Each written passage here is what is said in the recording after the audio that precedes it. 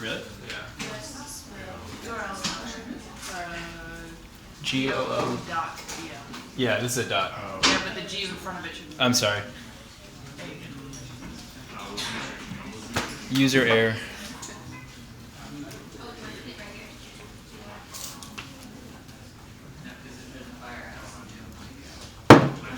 Sorry about that.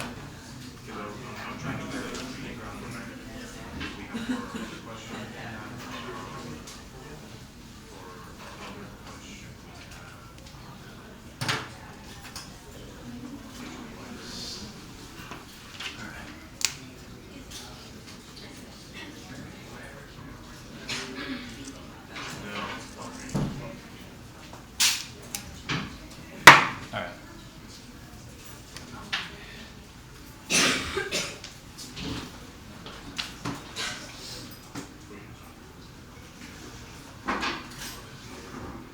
Definitely breaking fire, Kevin. Okay. Everyone able to visit this URL? All right, let's go ahead and get started.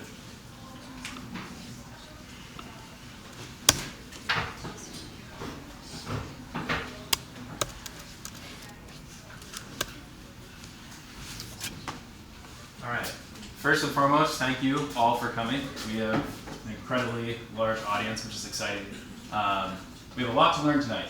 And starting with a bit about General Assembly, we'll do just an introduction to what it is this education institution is. And then we'll delve into the meat of things. The goal of today is to walk away with a knowledge of what an API is, why an API is valuable, and why we think that, or why we see that they're ubiquitous currently. And using Python, extract information from our very first API in a real use case. And if you're familiar with one of the competitions General Assembly and the Michelin Guide are currently running, this workshop is free and comes on the heels of the Michelin Guide Challenge, which is a competition that I'm hosting on behalf of General Assembly and the Michelin Guide. So the Michelin Guide is a restaurant guide that's the prestigious bougie places I can't afford to eat places, and they're coming to DC for the first time ever. And so they're releasing a list of their top rated restaurants. That list comes out on October 13th. And so we're hosting a competition to try to have people predict which restaurants are on that list using data science. And so this workshop is supposed to give you an exposure as to how data scientists would answer that problem. The winner of that competition, by the way, wins $500, as well as 2 tickets to the French ambassador's residence for the unveiling of the guide on the evening of October 13th. So take good notes. With that in mind, I'll go ahead and introduce myself, and then we'll talk a bit more about what we're going to learn here tonight.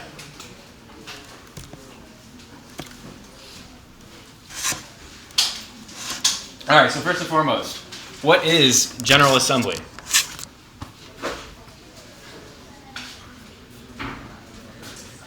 General Assembly, the institution that we're all currently at, is an innovative education institution. So it offers skills for like the 21st century. Things like data science, software development, UX, user experience, and user interface design in the form of classes and workshops, like what we're currently in, part-time classes, which are typically 10-week, twice-a-week classes, and then full-time classes. One of the full-time classes we offer is called the Data Science Immersive, and students enroll, and then after 12 weeks of class from 9 a.m. to 5 p.m., they come out on the other end and take a job in the industry in data science. I'm an instructor for the Data Science Immersive here at General Assembly, and in addition to that, of course, I do workshops and the like. And GA has been an institution for 4 years and has 15 campuses around the world. So it's pretty well established and an exciting thing. Now, who am I and why should you listen to anything that I just said? Not sure about the second question, but I can tell you a bit about me. So I live by this philosophy, George Box, that all models are wrong, but some are useful, which is the idea that even if we can't successfully predict some specific outcome, at least we can perhaps be right enough of the time that it's more valuable for us than not doing anything. And quick overhead about who I am. I'm from Des Moines, Iowa, and you're going to hear about that too much. I'm into hockey, bad data science puns, software as a sales startups, running, reading, influenced by a couple of my favorite VCs, Mark Andreessen and Ben Horowitz, Zuckerberg, because I'm basic millennial like that, Andrew Ng, who's my favorite machine learning artificial intelligence researcher at Stanford, Jan LeCun, who is the director of artificial intelligence at Facebook, and then Eugen Schmieduba, who's an artificial intelligence researcher whose job is literally to displace his own job. He wants to have research be automated so that he doesn't do anything. So he's an interesting guy. Professionally, I used to do some PR work, did some trade analysis at USDA. I run a software company here in DC called Represently. I used to do data analysis and build dashboards as a data engineer at Facebook. I went to GW and I still do some guest lectures for their Masters of Data Science program. Great. All right, we have a ton of people, and I was kind of expecting that because the RSVP list was huge. And so this has to be lightning fast, like no hesitation. If there's hesitation, you're skipped. And I just want to hear your name on a scale of 0 to 5, your Python exposure, 0 being like you don't even know what Python is, it might be a snake, or 3 being you've done some Code Academy and you have like kind of a general proficiency, and 5 being you're a Python developer. I want to hear your favorite app or tech company, and that'll be a bit relevant for our workshop, and we'll do that super fast. So I'll go first. So Joseph, 4, Facebook. You're next. Okay, Mia, and maybe 1. Speak louder. Speak louder? Yeah. Oh, sorry. Mia, scale 1, maybe. And it has to be a tech company? Yeah. Apple. Apple. I'm Puneet. I'll say 2. And FB. Nice. I'm Vishwesh, scale 2 and FB. Matt, 2, and Uber. Haley, 2, and Delta. I'm Allie. I'm a Python developer, and I've been learning Medium recently. Cool. Vera, scale 1, Apple. Megan, I'm a 3, and Mint. Jackie, 2, Uber. Jacob, 2, Catalyst. Michael, 5, Simple. Lauren, 0, Facebook. Mrigank, 1, Google. Gabby, 3, Google for sure. Well, 0.5, Activision. I love the 0.5. Joe, 3, maybe Hangouts for Google. Sweet. I love the specific product. Teresa, Yeah. 1, Uber. Okay. Tyler, 0, Uber. Wendy, 1, Uber. Daddy, 2, 1.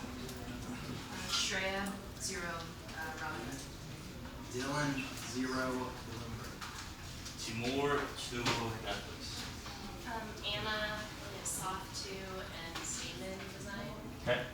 Thing 1, Sam, 0, Uli. Rachika, Google, 0. Katie, 2, Snapchat.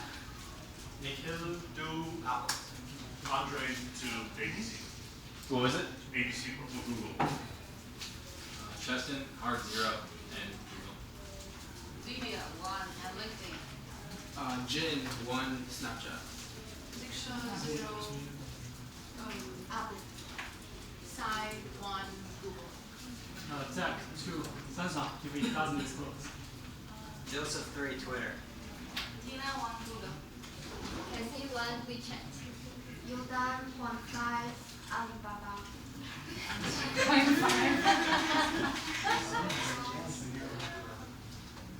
Brandon, 1, Google.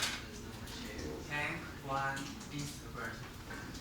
Abdul, 3, Pokemon Go. Nice. Nice. 7, 0, Instagram. Colin, 1, Google. Mine, 1, Boeing. What was the company? The airplane? Boeing. Oh, Boeing. Kevin, 1, Internet. Alex, 1, Google. Shara, Google, Splitwise. What was the company? Splitwise. Splitwise? Yeah. And we'll let them get situated. We'll break more fire code while they're getting set up. So So we heard a good diversity of answers, and people are roughly in the 0 to 2 range on Python, which is about where I thought we'd be. So we're well positioned to learn a whole lot tonight. The reason the tech company thing is relevant is because we're going to be working with APIs, and that allows us to steal the things that tech companies are doing so well. Use their data for our own usage, insights, applications, you name it. So let's delve into that. Before that, in the prerequisites on this sign up, there was please have Anaconda installed. And I prefer if you had Python 2.7, but if you have 3.5, it's no problem. Can you raise your hand if you definitely did not do that? Okay, a few of us definitely did not do that. Michael's going to be circulating to help you all out. For those that did do it, to confirm your install, and if you are a Mac or Linux user, this will definitely work, and I think it'll be the same command for Windows users. Use your little magnifying glass, your little search tool, Spotlight, whatever. Type terminal, hit enter. You'll see a new little window like this. Oops. And you already feel more like a developer as an added bonus. Now in there, you can type Python space hyphen capital V. Python space hyphen capital V. Push enter. Hopefully everyone got an output of their current version, and we either have 3.5 or 2.7.x, whatever you got. If you were in the group that thought you installed this correctly but didn't, raise your hand and Michael will again circulate to help you guys out. So basically Michael's going to be circulating the room, and if you were one of the people that needs to get set up in this fashion, be sure to flag him as he walks by. Everyone clear? Is that okay?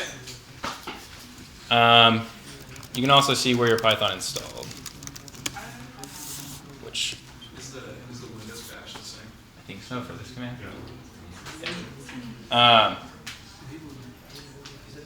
If you type which Python, just which space Python, we're asking it where is my Python directory, and we'll learn if we have Anaconda, it will default to saying all of our Python stuff is in this Anaconda folder. So this is what's called just a file path. In my users folder, I have my name folder, and then the Anaconda 2 bin Python. So that's a way to confirm that you have Anaconda installed. That's important because Anaconda guarantees that you have the requisite packages that will want to work throughout the night. All right. So let's delve into what APIs are while Michael's helping to debug individual issues. The easiest way, by the way, if you didn't have Anaconda, is to Google Anaconda download. Should have noted that. Google Anaconda download. Then you can install the graphical user interface for 3.5 or 2.7, whatever your preference. Mine's 2.7. All right.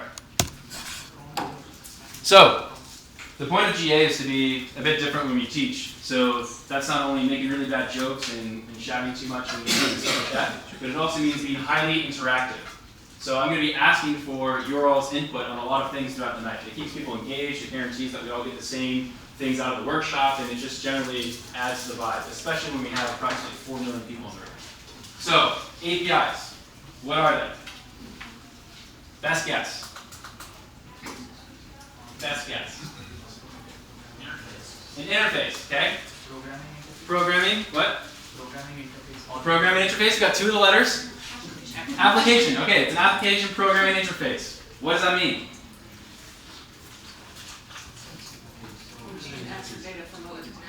Hands. Yes? It's a tool used to develop applications. Yeah, tool to develop applications, okay? But computer's a tool to develop applications. Is a computer just an API? What else? You're not wrong, but I just want to keep prodding. Yeah. Let's programs talk to each other. Let's what? Programs talk to each Great answer. Let's programs talk to each other. Just to interact with the application. Yeah, to interact with the application. So we're hitting on the key points here. An API is an application programming interface, which is basically like saying a set of rules, protocols, tools for developing software applications. And they're partially the reason that a lot of the applications that you use work every single day. And so it's kind of a fuzzy concept because API is an incredibly broad, far-reaching term. So speaking in terms of examples will be very useful. In the sign-up, the example that I always like to use is a number of our favorite tech companies was Uber. Now, when Uber started, and to present, they still don't have their own maps, right? When they guide their drivers, they're using Google's Maps. Do you think when you're requesting an Uber, someone's sitting over at Uber, getting an email being like, oh shit, I gotta populate the right map back to this person's app? Of course not. Instead, there's an API, Application Programming Interface, that Google Maps has that takes information from the user who opens up the smartphone app, and your smartphone tells the Uber or the Google Maps API, hey, person is at this location, what does the map look like for this location? Sends that bit of data from your smartphone, Uber does, to the Google Maps API. What it gets back is a map for that specific area. Because of course, Google already has the world mapped, of course. And so we can easily query those databases with the API. Now, APIs aren't exclusively for communicating inter-apps. A lot of APIs exist intra-app.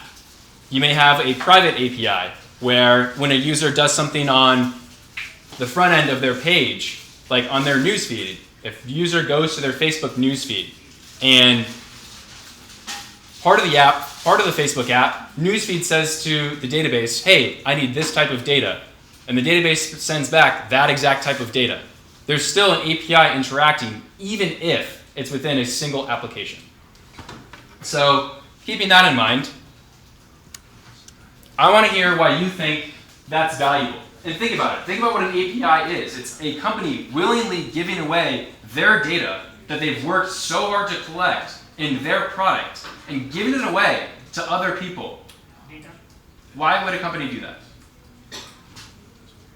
Otherwise, people will crawl the website and that will probably pull a lot of traffic on the website.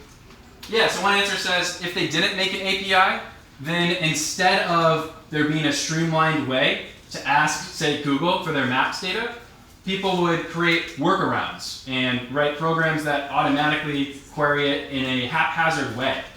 That can be a bit inappropriate because then you have a bunch of people hitting your application with a bunch of different requests instead of a streamlined way that you were able to handle those requests. Imagine if you went to an airport and instead of an airline directing you to your planes, to your gates, etc., you just had people coming in and just going to the airport haphazardly, looking for a plane to get on, and finding the right plane, but of course, the number of seats isn't going to be proper, the routes aren't going to be proper. And so an API is, yes, one way to direct traffic. What else?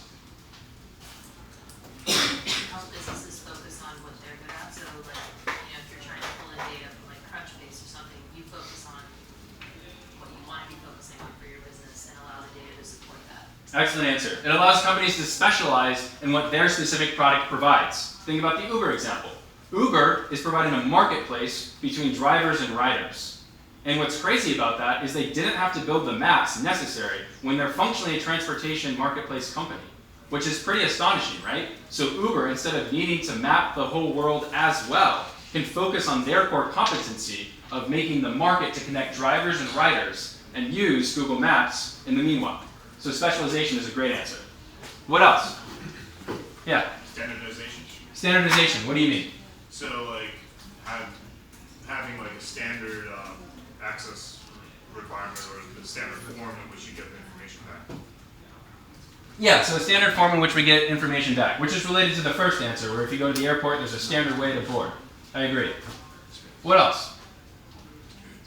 Yeah? It allows others outside of the company that has the data to add value. Yes, it allows other people outside the company to add value. Someone said their favorite company was Twitter. I presume we're all familiar with Twitter. Have you ever seen the Twitter products that are track your follower count? How do you think those apps are able to tap into your own account's followers and following?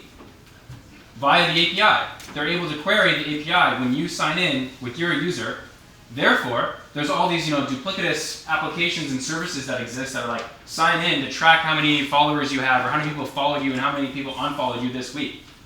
That's beneficial to Twitter because it means you're finding more value and using Twitter as a service, right? It keeps you, a product manager would say that makes it sticky. A user is less likely to leave. It reduces the user churn rate. So yeah, those are all great answers and hit the high points of why we care about APIs.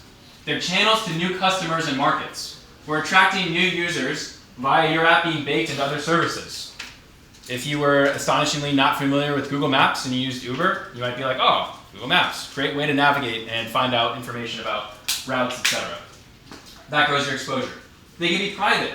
And the example I gave about Facebook's newsfeed querying the database, there's an API, but it exists only for parts within internal at Facebook to ask for data in a refined way. APIs promote innovation. As Sam said, if we allow third-party developers to be empowered to build their own things on top of our service, that promotes the value of our specific service. And in fact, a lot of the time, that leads to services adopting whatever ideas naturally occurred as parts of their product. So for example, Twitter. Let's go back to the follower-unfollowing thing. Now if you visit analytics.twitter.com, it does that for you. You can see exactly week by week your most popular tweets, blah, blah, blah. They open source the ability for you to see how you're performing on Twitter. And the last thing, they retain users. So have we ever seen sign in with Facebook or sign in with Google? That was a brilliant move by those software companies to become the default way for other companies to access basic information about users. So now, sign in with Facebook, that app that uses sign in with Facebook benefits because they don't have to ask their users for all that information. Facebook benefits because Facebook's the standard gateway by which users access other services. And that's arguably one of the reasons that they were able to sustain and not be usurped by like a new, like they did to MySpace, for example. So now, for the second part, we'll be able to delve into a bit more technical speak of what HTTP is and how APIs work and what is protocol and all of that. But now that we have in the back of our minds, we understand what it means for what an API is. We understand why an API provides value.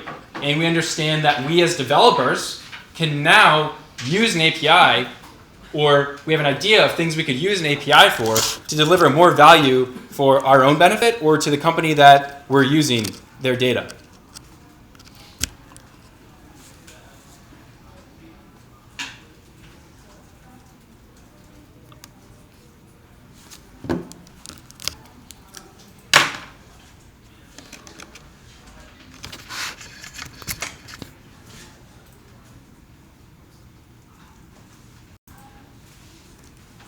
All right. So we may not have a clear understanding of how they work yet, but we see probably why they're increasingly prevalent and why they're providing a lot of value. So point 5 done with our learning objectives. That deck, by the way, is available here. This entire lecture is open source. All of my code, all of my slides, it's being recorded for future use, all for you guys. Now let's talk about what HTTP is.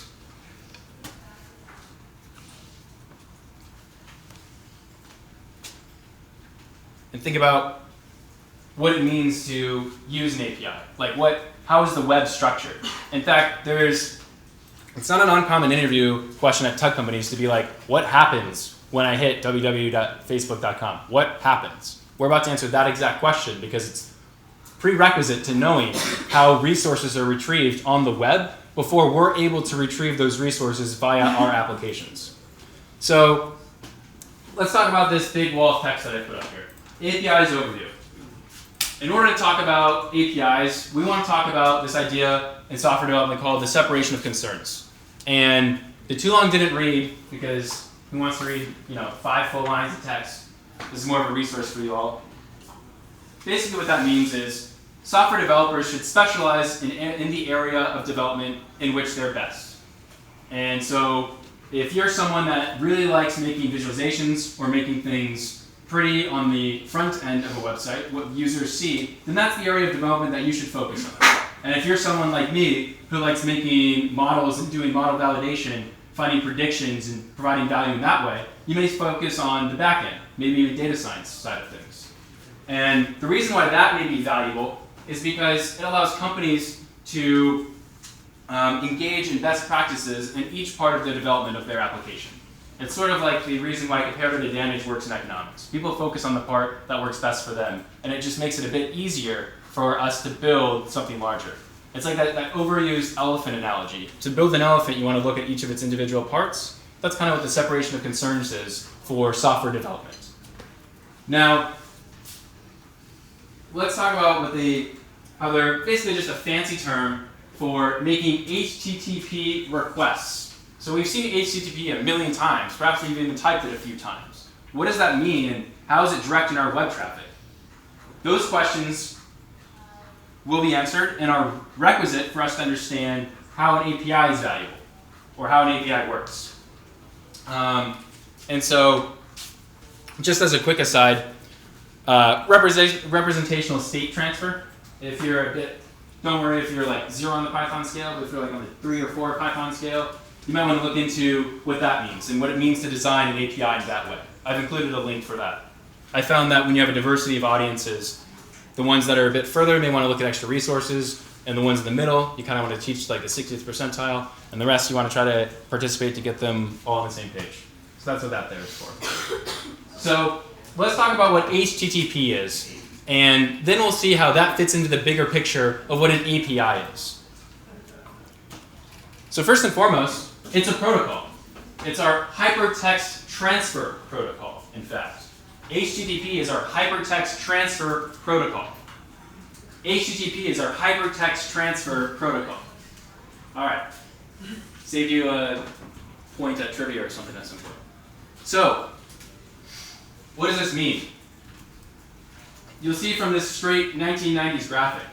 When you have a web browser and you're connecting to the internet and there's a server somewhere and there's some great visualizations of gears of what's going on once you hit enter on a browser, this is just showing us that, in fact, information needs to be transferred from our browser to some other servers. And those other servers, think about it, are where the database information is, where your Facebook profile information is, when you upload a photo, when you like something, all that data and stuff, it needs to be transferred.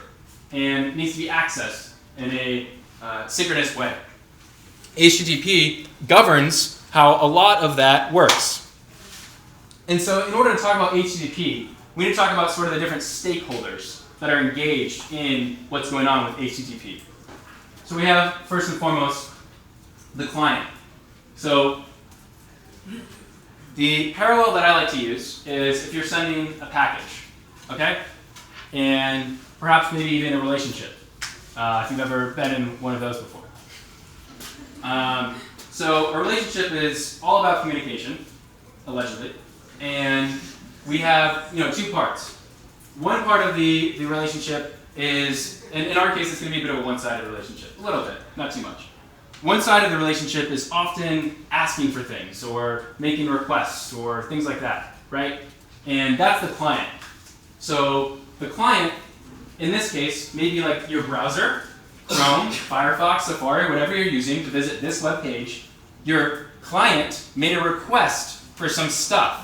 And that stuff, in this case, was everything that populated this page. So clients are the ones that are making the HTTP request.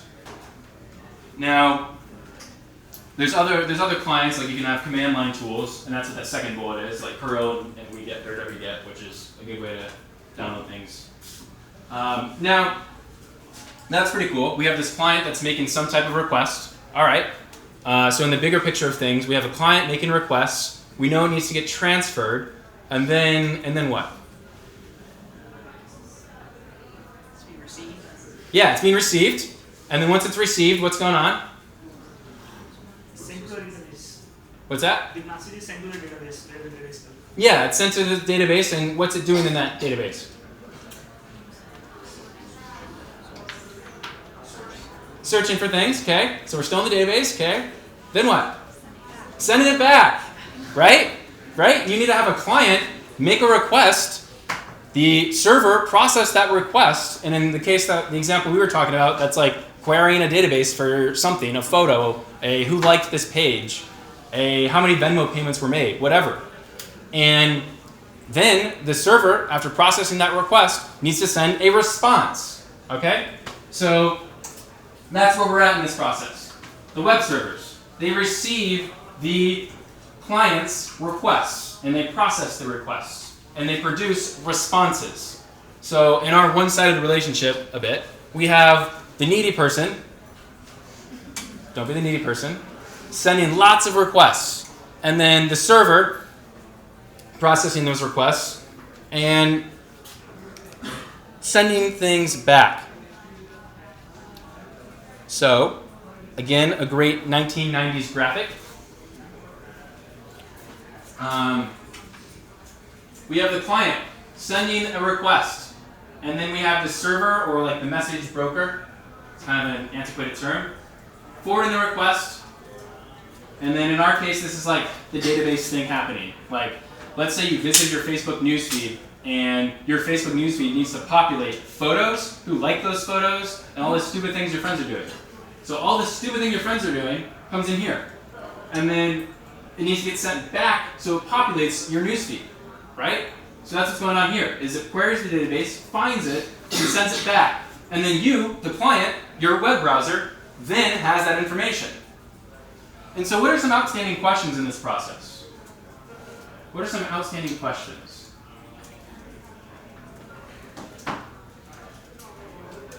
Certainly this isn't everything, like, I mean, yeah. How does it find the information? How does it find the information? Crushed it. How does it know what we're looking for, right? So I have this breakdown of this step-by-step, which is like a bit of a more convenient way to think about it. Client sends an HTTP request to an HTTP server running on a remote machine. Host name given some URL indicates which server will receive that. Server processes the request and creates a response. Response goes back to the client. The client processes that response. So if you get sent back data in a specific structure, your client needs to process the data that looks kind of ugly in a nice way. And so it's like client-side computing versus server-side computing. Now, what's your name? Dylan. Dylan told us that we're missing, how do we know what we're looking for? We know how the request is processed, but how do we know what we're looking for? Just like a package, we have an address. And we've seen these. We type these all the dang time, right? We have URLs. So this HTTP is telling the client, the browser, what protocol we're following. And then we have the host of who is dealing and having all your information. Like whose servers are we going to be querying? Domain.com, GitHub.com, Facebook.com. We have the specific port to which it's going, which we're not going to worry about that too much. And then we have the resource path. So once we get to, all right, we're at Facebook, what on Facebook do we want to get? That's this, the path to the resource. And then maybe after that, we also have a specific query about the path to that resource. So imagine like you're looking at a score of an NBA game on ESPN. http www.espn.com/games/game ID equals 1000. And maybe that game was two basketball teams playing in the scores and all that, right? So now what have we learned? What have we learned? We learned the value of an API, how an API, or the value of an API, how HTTP is working, what's going on behind the scenes, where the information is flowing, how we tell the servers to process that information, how this request goes to the right place and delivers the correct response. But now we need to have something called status codes. We need to know, was that request successful? So going back to the relationship example, I'm sure we've all actually seen a number of these. Who has not seen, who has seen 404, right?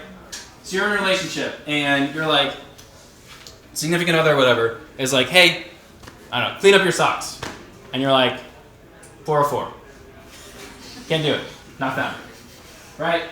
So we have this protocol that tells us the successfulness or the failure of our given response. Maybe the resource was moved permanently, maybe it was moved temporarily, maybe we have a temporary redirect, maybe we made a bad request, maybe it was forbidden, be careful with those. Maybe it wasn't found, and maybe there was an internal server error. So that's really convenient for us, because if we're making requests, and remember, we're going to build a thing that makes requests for us, which means we're only going to be seeing the response. We're not going to be able to have this nice, beautiful interface of everything with that. We will only have the body and the status code and some headers. In other words, we will be severely lacking the ability to debug if we don't know these status codes. Because imagine you send a request and your response, you want to know what your response status code was to know why it succeeded or failed or whatnot. That's what these are for. That's huge. And so the last bit, to summarize, I really like this parallel of a physical package versus a data packet. In a physical package, we mail it. In a data packet, we send a request. Destination of a physical package has a physical address that we write. In the case of a data packet, it's a URL. The URL of github.com/Joseph blah, blah, blah. Confirmation of delivery. Maybe UPS makes you sign away on this valuable item was received. Status code. We get a status code of if that request went well or not. Optional delivery information. Maybe overnight or return address or whatever. We get headers in this case, which is a bit more about where on the page our resources. We have content, which in the case of a physical package is the stuff inside that package. In the case of a data packet, that's the body, the content. So if we're making a request and following with our Facebook example, and I'm making a request to newsfeed, shout out things that may be the content, the body of my request, or in the response. Shout out things that might be in the content. Pictures. Pictures. Why would pictures be in the content? Possible links to pictures. Yeah, but why? Oh, because that's what shows up on your main. Because that's what shows up on your newsfeed, right? If we're making requests to Facebook's server, Michael named that we would see potentially photos. What else may we see in our Facebook newsfeed and therefore be the body of what we're requesting? Status updates. Links to other articles. Links to other articles. All of that stuff. So that's the things that are popular. That's the body, the content of what's going in our request, of what we're asking for. And then we get a reply that contains everything we need, the response. So that photo is retrieved, that status update is there. You have it, whatever. And so with that, we've covered these two of our learning objectives. We know, we have a clear understanding of how HTTP works, and kind of how APIs work. We know they use HTTP, but we're not quite sure how yet, and why they're increasingly prevalent, and what HTTP protocol is. All right, doing well on time, 7:30. So now we're at a position in our workshop where we have a lot of this like qualitative information about what it means to deal with APIs, what they are, what happens when we visit a web page. And that's like pretty cool, fun information. But let's use that information. Now, to be able to action the things we're learning about APIs in HTTP, we need to be able to work with data. We need to be able to write some basic code, understand different data types, understand what it means to write one thing equals another thing, or one thing's greater than another thing. We understand variables and data structures and that type of thing. So, to transition, we're going to start looking at some code to understand the basics of data types in Python. Now, why is that valuable? Why is it valuable for us to understand in an APIs workshop the basic data types of Python? I kind of just said the answer, so there's that. Yeah? So we can get data? Yeah, so we can get the data. It wasn't an API, but for asking for data. If we don't know how to work with data, or even what data types are, how are we going to work with data at all? So that's the goal here, is we need to understand just a basic idea of data types. And then we'll get to query an API, and all the while we'll be using different technologies. So these are just going to be interwoven. We're going to be using Spider and Jupyter Notebooks if you downloaded Anaconda. And I'll give you a bit of an overview of what those tools are and why they're useful for us.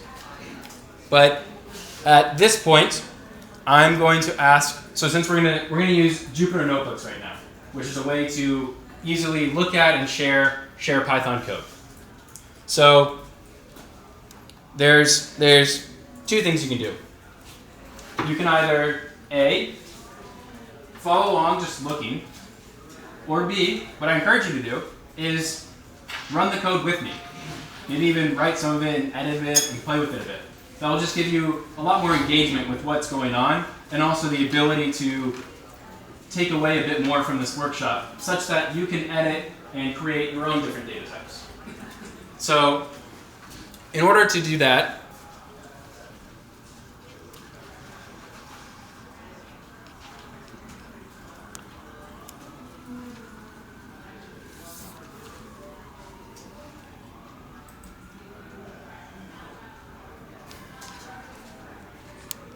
if you just want to follow along, I should have shown the file path that I just followed there.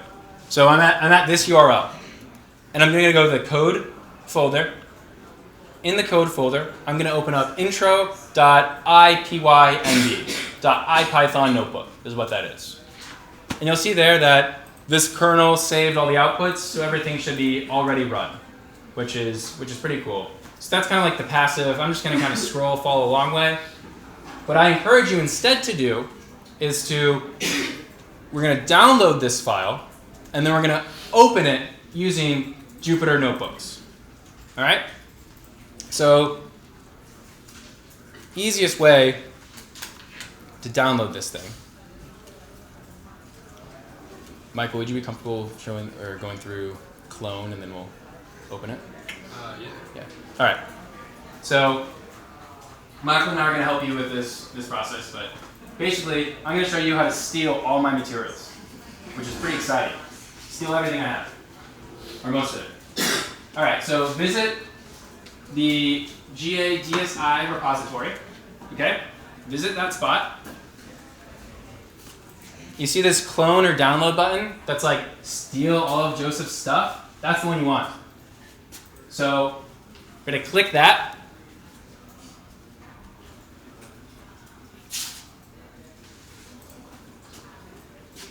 And then we're going to download the file. Download the zip file. So I can go ahead and do this with you guys. I've already got it, of course. I know how to steal my own things. And then what I encourage you to do next is probably move this download file to somewhere in your documents, right? Like you don't want this thing sitting in your downloads. Maybe you want to move it to your dev folder, which you now have, or your just documents like wherever you keep your standard operating stuff. So grab that guy, and however you want, move it to your favorite folder that makes the most sense for you. All right? So I'm just going to move it to my dev folder.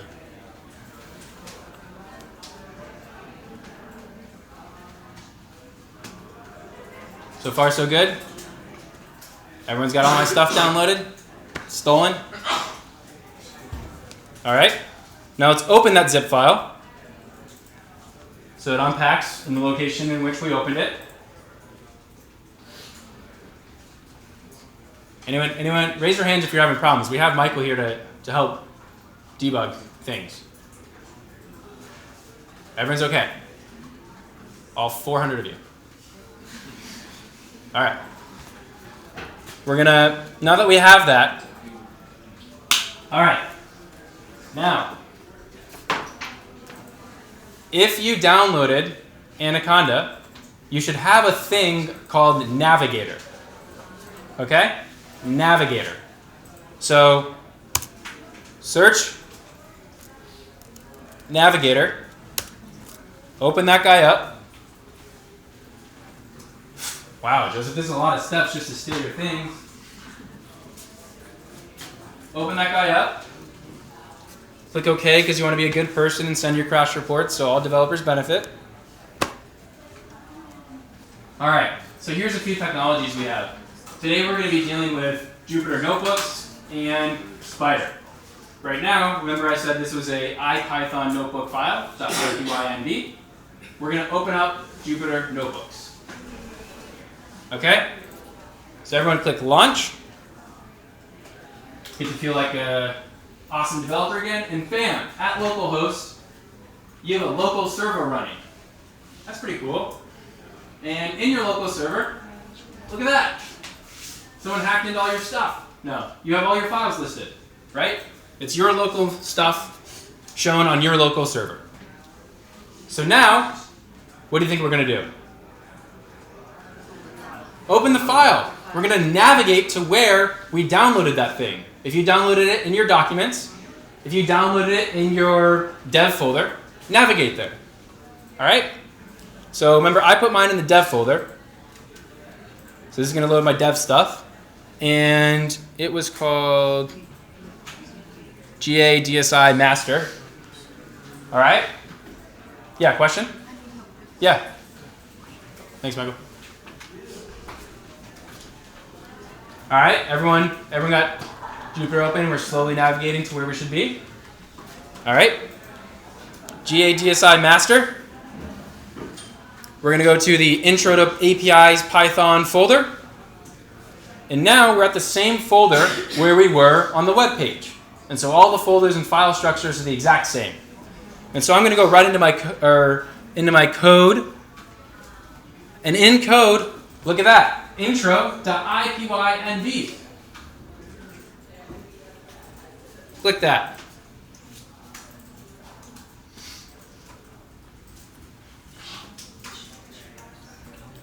Bam. Now we have a running Jupyter Notebook on our local server that we can play with and edit and do all kinds of stuff. Question? Yeah. If we have a kernel not found, what does that mean? It's looking for a way to run it. So do we just use, if it's given two options, do we say like Python default? Yeah. Yeah, it's fine. Everyone here? Coy smile and giggle. I just got the same problem.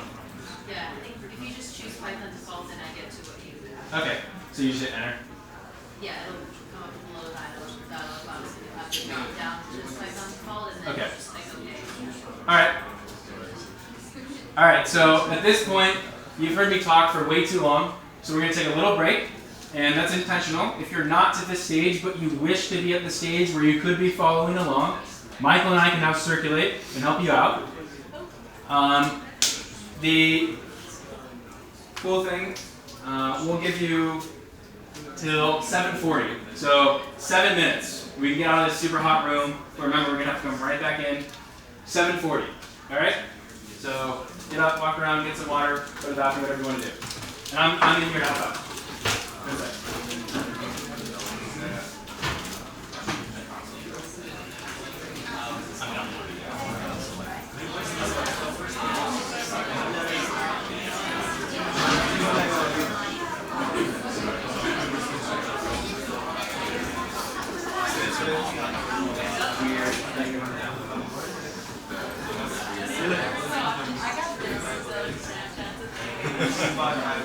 Yeah. Oh, we must not have a problem.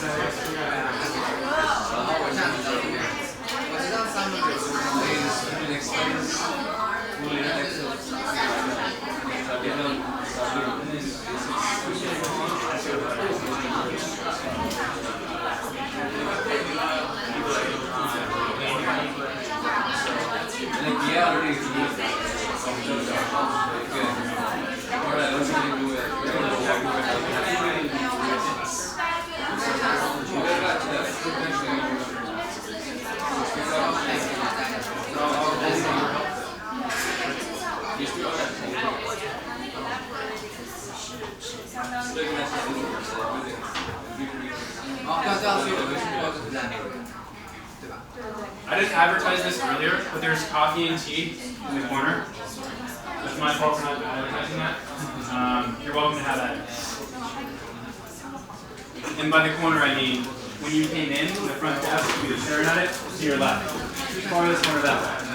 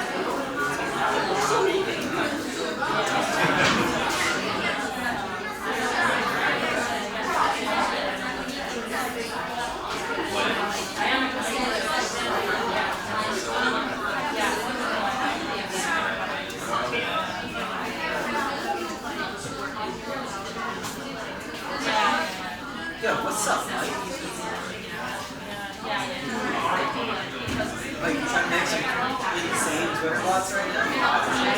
Yeah, dude. So I got this one set up right now. And I'm gonna make a new yeah, so but I followed this bot yesterday. Let me show you this bot. I met a guy last night who made it. So I followed it. And it's called Prerequisites. If you follow it, it follows you back.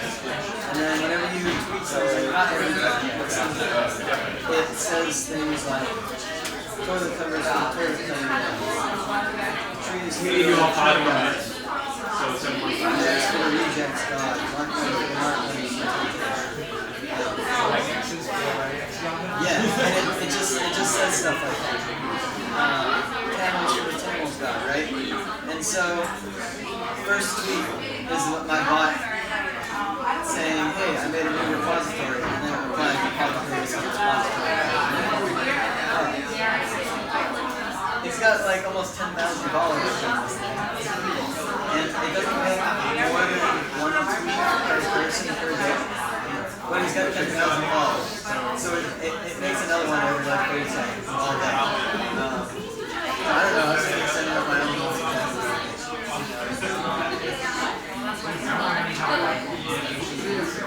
whoa.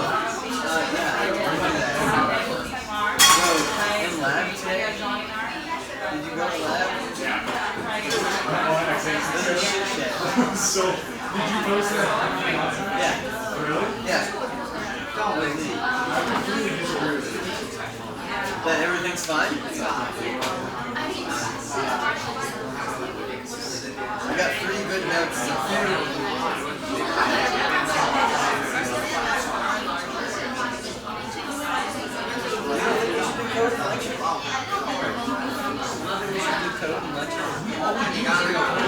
No. We're reading we're not actually reading presentations. I'm putting so much time into this. You don't even know. I spent 12 hours on last time. Yeah, that one was like 10 lines of code. This one, the one that we have this week, is like 50. The OS that Jay designed, Yeah. 10 years to design. 3 hours. Okay, I don't want to do that. Yeah, me too.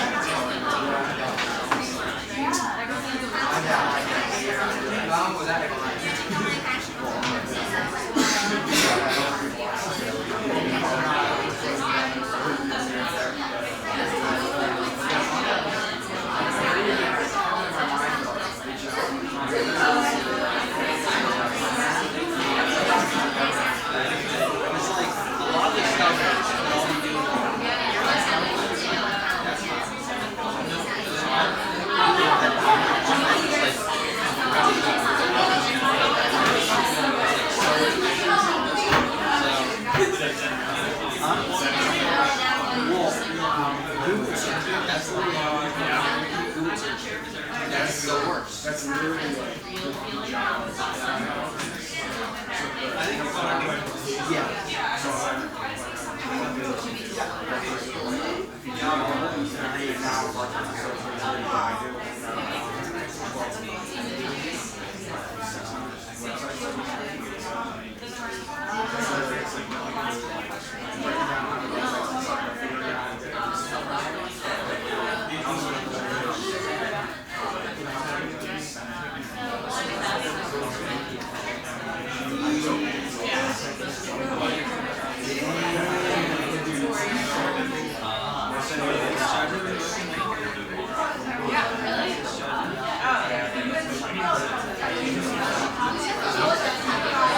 Really?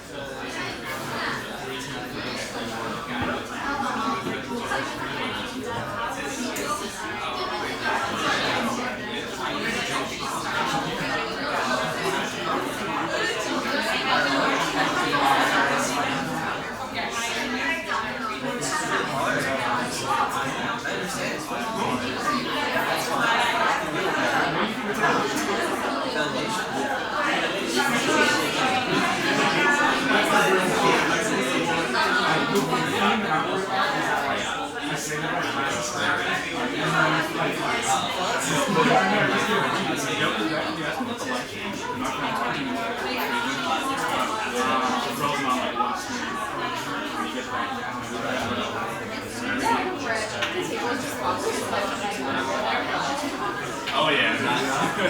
Oh yeah.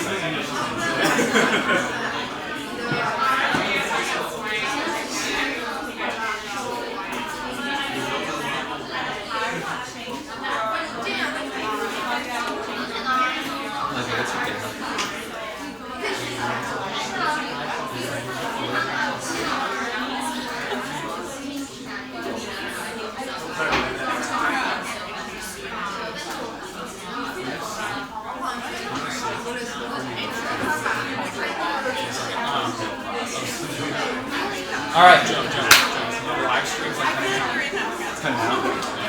There's nothing I can do about it. yeah, I know. That's what I just thought like. And You gonna do funny? Okay. We're getting into the things. Jacob's good, right? Oh. yeah. It's alright. We'll figure it out. Okay. Alright. Let's resume. I gave you guys an extra long break for selfish reasons. I was answering questions about the full-time class that I teach here. We have some students out there that are 200 Texas. Can you hit the door? Thank you. Okay, so where were we? We learned what an API is, why it provides value, what HTTP is, and kind of like implicitly how an API must be making use of HTTP protocols. Because we saw how to ask for things from the web. We saw URLs are just addresses that ask for resources. Of course, the natural extension of what an API is therefore not very far. It's just a way of writing those addresses in a standardized way. But as I noted, we need to have a basic understanding of Python. And with that, we're just going to do, so this notebook is quite large, and by design, we're not going to get through all of it. I'm telling you that right now. The reason for that is because we're only going to go through some of it. The goal of this workshop is to give you an understanding of data types, but Python, of course, by itself is, years of education. So what we're going to delve into is the top bits about data types in this notebook. But the reason I include way more than I'm going to teach here today is because this notebook is pretty well commented and has everything that you would need to continue on your own. Because I'm a huge proponent of learn by doing. And that's one of the best ways to do that is to empower people with the resources they need to continue to learn by doing. All right, so let's jump in. The first and foremost thing we want to learn is value assignment. right? So if we want to create some variable, some data type, we need to set it equal to something else, such that our computer, what's happening is we're creating some variable, something that we recognize, and then in our computer's memory, whatever we're setting that value, that variable equal to, is stored accordingly. And so in this case, what I'm going to do is I'm going to just declare some variable a, right? And you can pick whatever name you want. And I'm just going to say a is equal to 10. So, and to run these cells, you can either like push, I think, play a bunch of times, or you can just use the shortcut of Control Enter if you're a Mac user. And it's probably the same for PCs. And to verify that that's happening, you can see that the count of the kernel, the usage, the input, is incrementing up by 1. So clearly it's running, it's doing something. Now, because I've run this notebook before, man, I compromised. I made it so that not everyone had to follow along with the notebook, but now it spits out all the answers before I run these cells. So if we print A, we know that A contains 10. So the value assignment of A is going to be 10. If we ask for A, it's going to say 10. That's what we told it A is equal to. Now, here's something fun. We're going to talk about variable types here in a second, but people that have a little bit of exposure to Python may not be able to already answer what type of variable A is. So for people that feel comfortable guessing, maybe they know variable types, what do you think A is? Int. An int. What does that mean? Integer. Integer. How do I, what's an integer? Whole number. Yeah, whole number. Matt has his stats and just got cut off. He doesn't know what an integer is. All right. How do we tell Python we want to know? You know that? Yeah, you can type TYPE, open parenthesis A, close parenthesis. Yeah. So I just say, what are you? And it says int. So just as Matt said, he's exactly right. This is an integer. And so that's one of our variable types that we'll be exploring a bit further. Now, what do you think integers may be useful for in the context of an API? Think about some of the APIs we've talked about and what data types we may be requesting that are an integer. Number of, tweets, n equals to number of tweets when you call API. Yeah, any whole number. N You put equals it. to 100, n equals to, you can give that number. Yeah. So what about a service? So remember, ask your favorite tech company. What was yours? Google? Google. Yeah. So can you think of a API that you may use from Google that would return an integer? Like what part?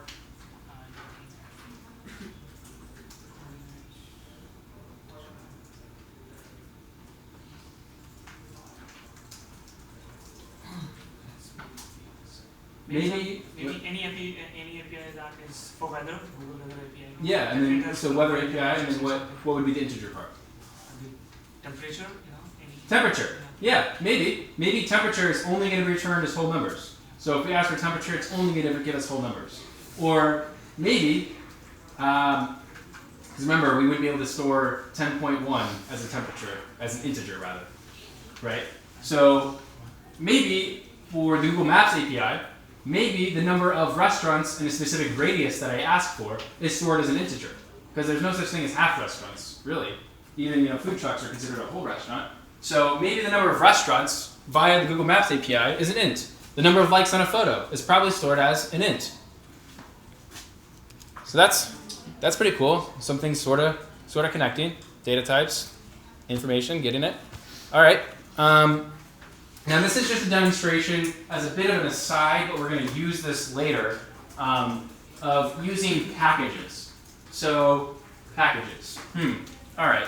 This requires a bit of a discussion of Python, what Python is, why it's a good language, why you should develop in Python. So I'm going to go on a little bit of a tirade about why you should learn Python and not anything else.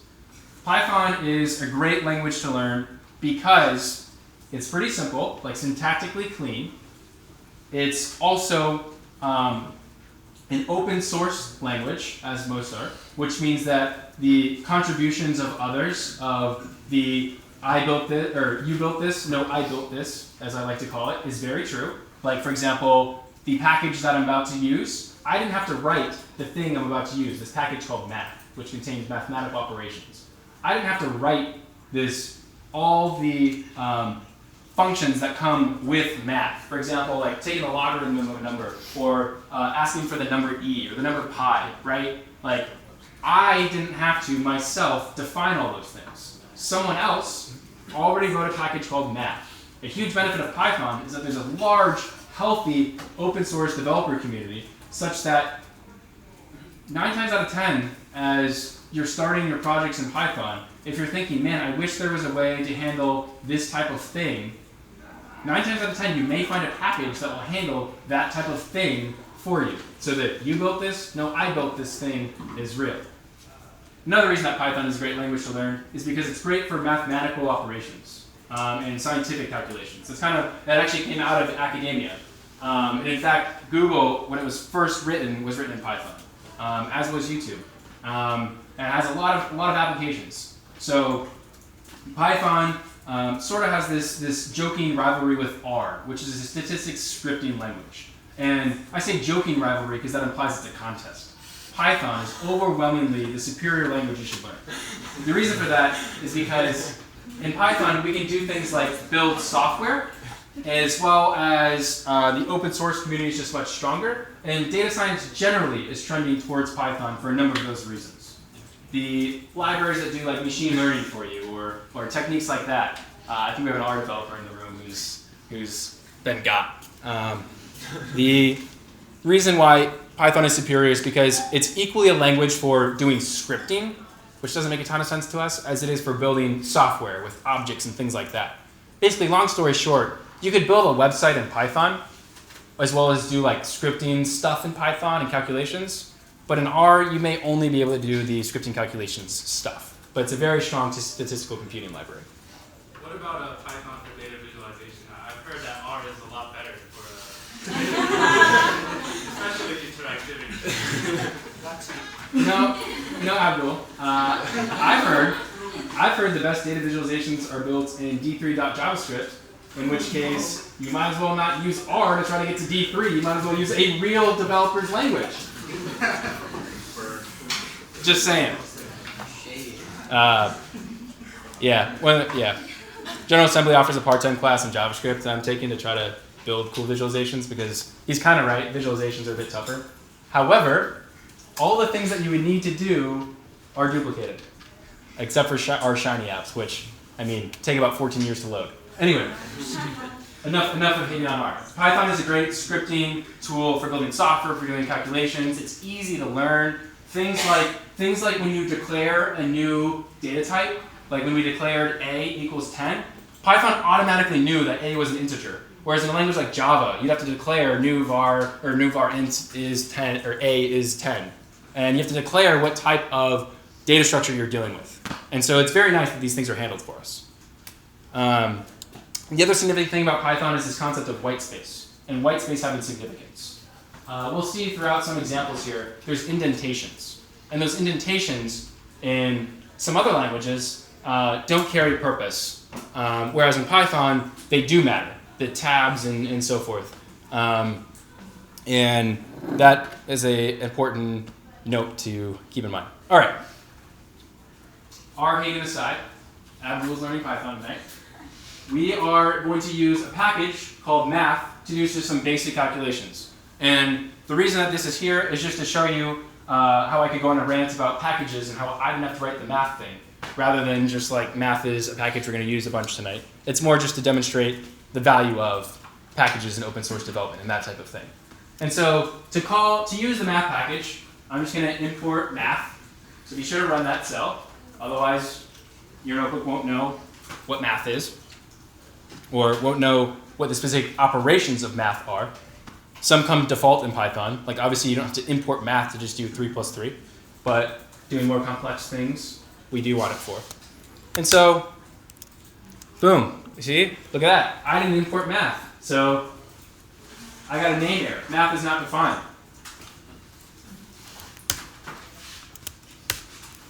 So just like that, I did this quick calculation of, we took the cosine 2 times called pi from math. And you can import a whole module using just an asterisk instead, which is pretty neat. So we can call in all of the things that we would need for it. So that time I could just say pi instead of math.py. All right. And this is a good way.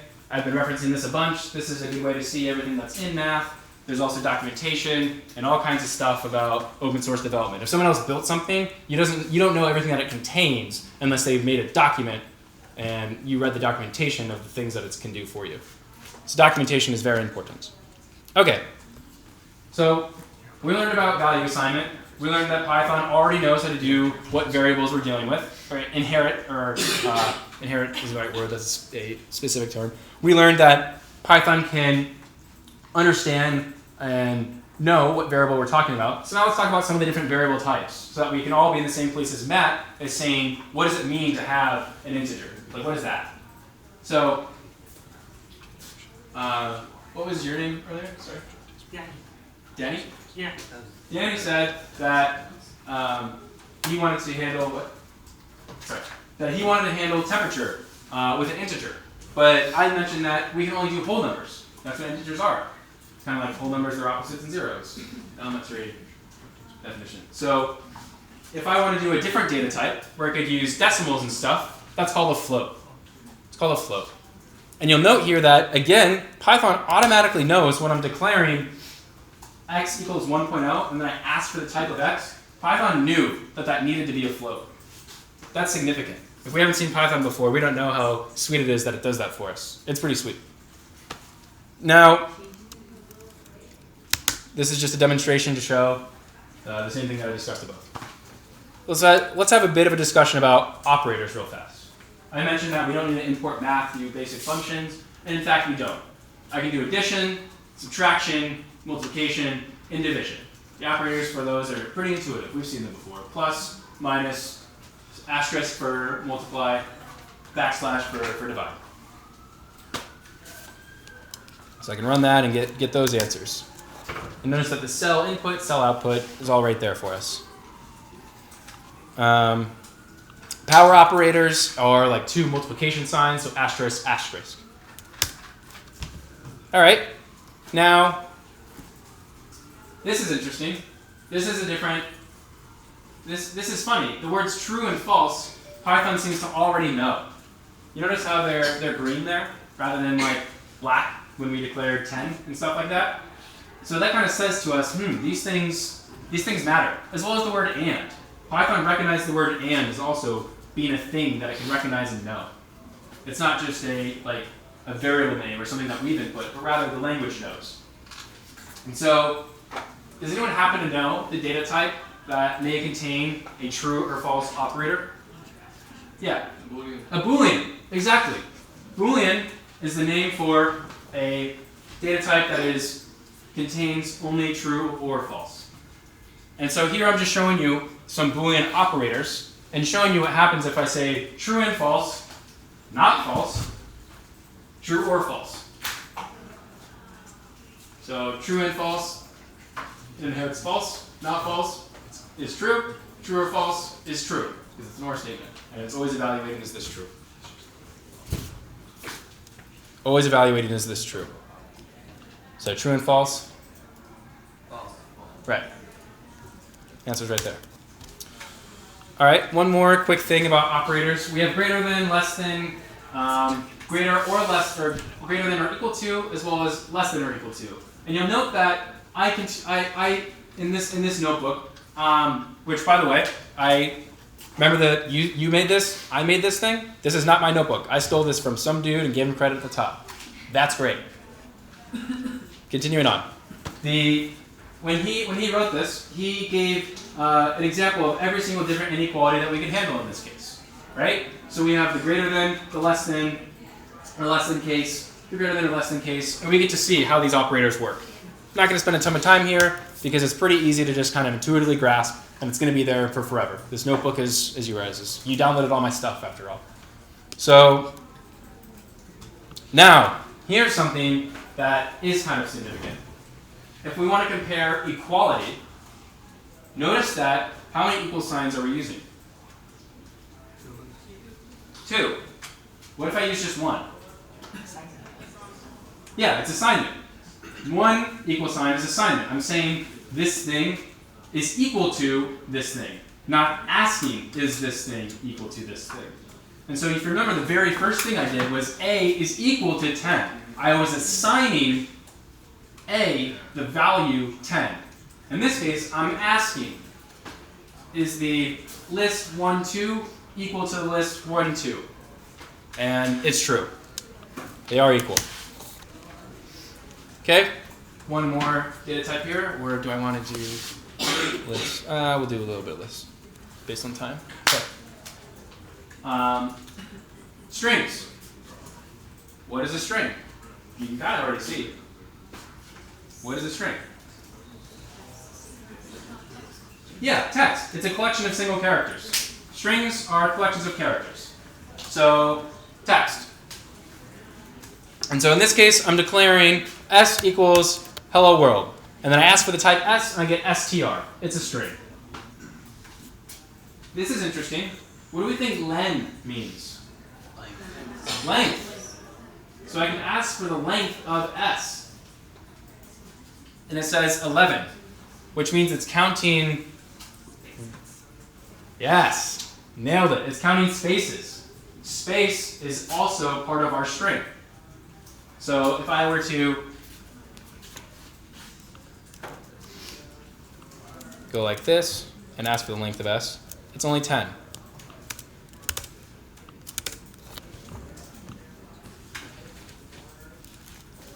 I also show you how to replace things here. We can take S, ask for S2, and replace world with the word test. So, yes? What do we have to do to run this command? Sorry, command enter. Or control enter. Are you on a Mac? Shift enter. Shift enter. Oh, sorry. Either way. Control. Chances are, if someone asks a question, someone else is wishing that you asked that question earlier. So go ahead and ask any question at any point. All right. So now I'm going to show you something pretty valuable. You see what I'm doing here? I'm saying S in position 0. So I'm saying of my string, I want the thing that's at position 0. And it returns H. So why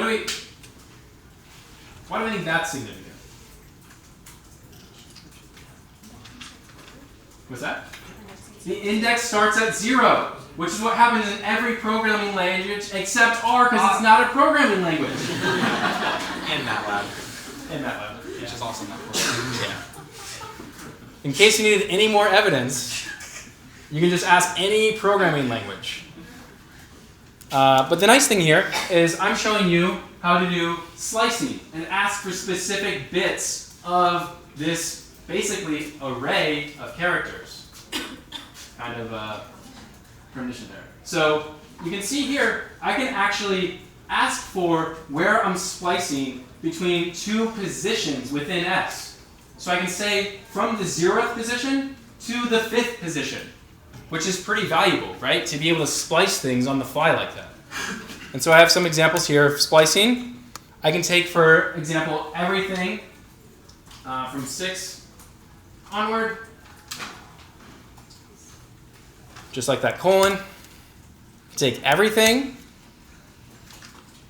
Quick question. Yeah. Is there a way that you can tell it to start at a number or start at a letter? So like, like in Excel when you can look for certain, when you can set the parameter of what data you want, can you do that here too? A couple of ways. So start at a specific parameter. I can interpret that to mean that you want me to start at a specific parameter like this, where I start at position 6. Or I could take that to mean you want me to be like, is something in something? So, yeah, exactly. So,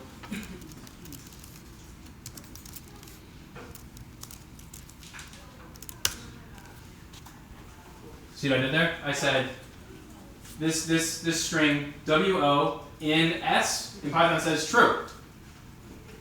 So it looks for that string in our variable S, and in fact it found it there. So that's true. That's pretty cool, because that would be significant if we're looking for some bit of text in a larger body of text. There's lots of applications where we can make that useful.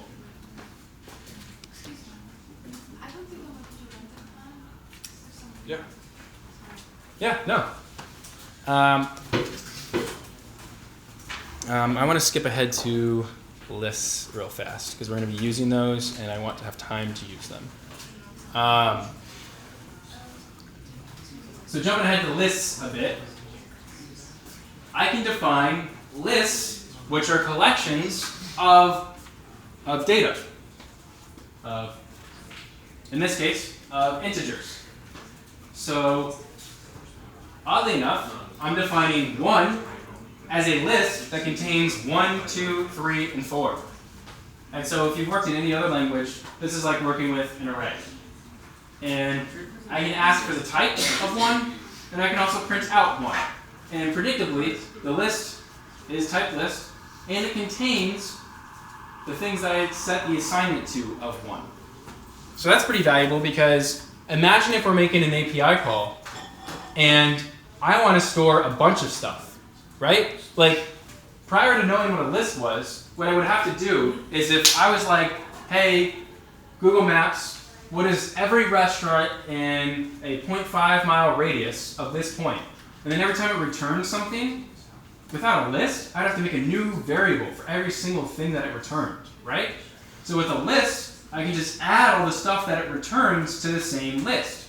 So perhaps I want to make a list called restaurants underscore within underscore 5 underscore miles, set it equal to every single thing that's returned from that specific API.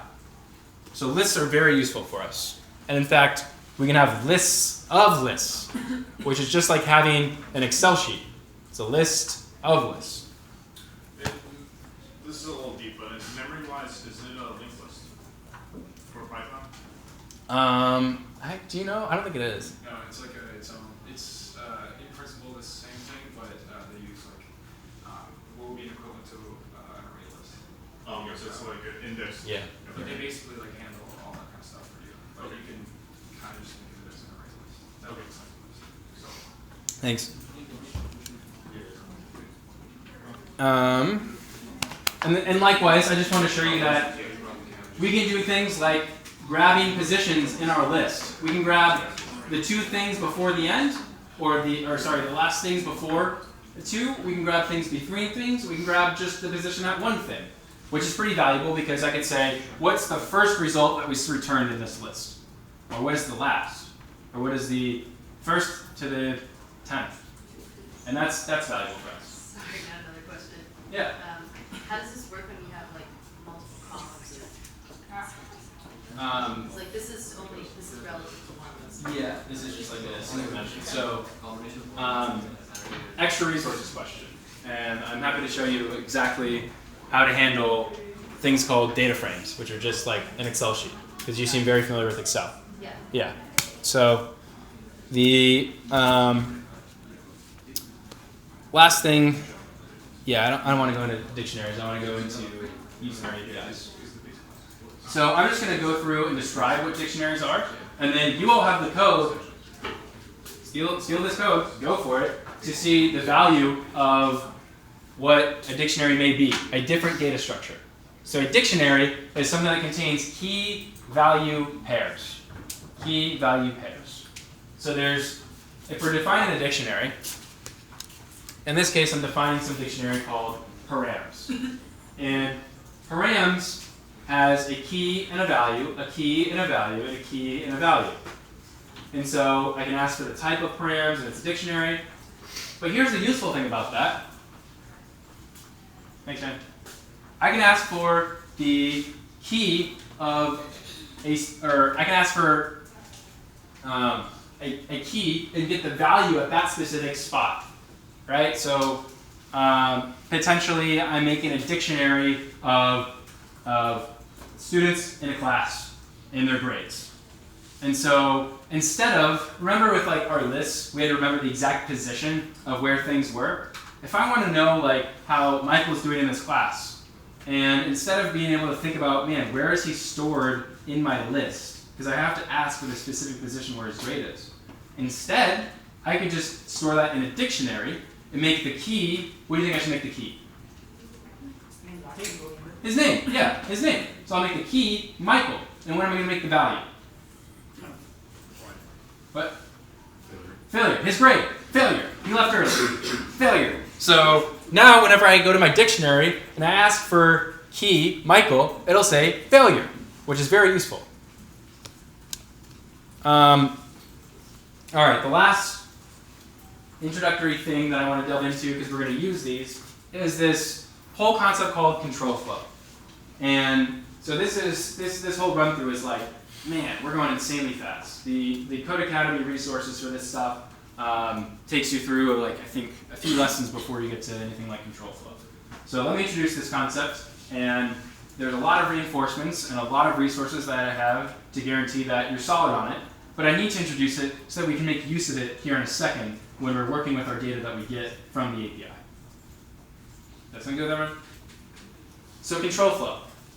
Think about you're designing a program, and you don't want your program to just be linearly run. For example, you don't want it to just run line 1, 2, 3, 4, 5, 6. You don't want it to run every single line in a single sequence. Potentially, for example, you may only want to, I don't know, return, let's say someone's looking for restaurants to eat at in DC. And that user input a budget. And let's say their budget was like, man, I'm going to spend like 20 bucks on a plate. Like average meal price, 20 bucks. And so if we then go to our list of restaurants with key value pairs and or our dictionary or whatever, and we want to return restaurants from our list, in a linear case, we would just have to return every single restaurant. There's no way for us to just ask for some of the restaurants, or based on that user's budget, only return some of the restaurants. So we need this way for our program to be able to do conditional things. So a user says, my budget's 20 bucks. And so they go to this our app. Our app's called Yelpstagram. And on Yelpstagram, we say user doesn't want to pay more than 20 bucks, right? So then we may return a list of restaurants if price of meal at restaurant is equal to or less than 20. And so in the case of our bunch of list of restaurants, we wouldn't return a bunch of these Michelin star earning places, of course. That would be of value to our user. And so the ability to control the flow in which our program ran and delivered results to our user who's looking for something to eat is super important. And so we need to learn a bit about that, about how we're going to return things and how we're going to control the way in which our program runs, which, by the way, we don't want it to run linearly, just straight through. So the first thing is if statements, which are pretty simple, and else statements, which is like, okay, all right, so if it's this, then I'm going to do this, right? So you may think traditionally, like, we would write this like, if some condition, then do blank. Well, in that case, we're always going to be saying then. So we just eliminate the then. If this, and if that thing is true, then is implicit. So we have these if statements. And those if statements are going to do something if a condition is met. Now, if that condition isn't met, we can tell them to do a different thing if a different condition is true. So for example, in this case, statement 1 is going to be false. Statement 2 is also going to be false. And I have this if, else statement where our program is going to go, okay, if statement 1, see this indentation here, white space, it matters, print statement 1 is true. All right, so all these statements aren't going to be printed. They're only going to be printed under the conditions in which this if statement preceding it is met. So in this case, if statement 1 is true, it's going to say statement 1 is true. Elif, else if, condensed, else if statement 2, else if statement 2, we want to print statement 2 is true. Now, last thing, otherwise, we want to print statement 1 and statement 2 are false. And remember, in this case, Python's automatically evaluating to saying whether something's true or not. So I've taken out the need to say, oops, to do this. This is the same thing syntactically. Because remember, we were just showing with our statements, like if we just write, what am I going to get when I evaluate this? What am I going to get? True. So that's the same as saying, right? So in these statements, it's already asking if statement 1 is true. It's implicitly already doing that for the same reason we just saw. So this is syntactically the same as just without the true. And so now we're only going to get one of our statements printed based on the conditions in which we met. And now let's be the program. Let's be the program and run through this. We said statement 1 is false and statement 2 is false. Okay? So the program goes, okay, if statement 1 is true, print statement 1 is true. At this stage, are we going to print statement 1 is true? Us the program? No. We got false. Elif, statement 2. And remember, we're saying implicitly statement 2 is true. What are we going to do at this stage for the program? What are we going to do? Skip. Yeah, we're just going to skip that. That condition wasn't met. We're not going to do anything with it. Then we get to the else, which means all else fails, nothing else, this is what you do. So none of these things above it happened, so fine, do this. And so the RL statement is print statement 1 and statement 2 are false. And that's, of course, the result that we get. Bam. So you see that I ran that with adding in those double equal signs. Note that. What would I do if I had a single equal sign there again? What would that do? Yeah, it would assign it. And the if statement doesn't make sense anymore because it's if statement 1 assignment true. Like that, we're going to know. So that's if statements, if and else statements, one part of control flow. Now the second thing in control flow, and these mess with me when I first learned them. So it's okay if they mess with you too. For loops. So for loops are these magical things that run while all of some other conditions that we're looking at, in this case a range of 4, are present. So in this case, a for loop loops through some list of commands, some orders, until it gets to the end of whatever it is iterating through. Okay? That's kind of weird. Let's think about that a bit. So in this case, I'm saying for x in range 4, print x. And I'm getting 0, 1, 2, 3 as my output. That's weird. For x in range 4, print x. What do we think range 4 contains? Indexing from 0 to 4 indexes starting from 0. basically this stores. What's that? Basically range stores values from 0. Yeah. So it goes from 0 to some value of all the integers in that range. So for x in some range, and in this case we just showed that our range contains 0, 1, 2, 3, which is 4 values, because we start counting at 0 because we have a real programming language. Then we're going to print x, right? So in this case, we're going to run through these, we're going to iterate through these things until there's no more things to iterate through. What does that mean? So again, we're going to be the program, and we're going to do what the program is doing, because that's the best way to see what the heck is going on. So if you're Python, if you're our computer rather, you're our compiler, and you're going for x in range 4, I'm going to print x. So remember I said this goes through this in iterations until there's no more things to do. So the first iteration, 4x in range 4. So the first iteration, we're going to look for some x in range 4. And our x is going to take the value of the position at which we're iterating through our range. So x in our first iteration is equal to what? 0. So then it prints that x. And then what does it do?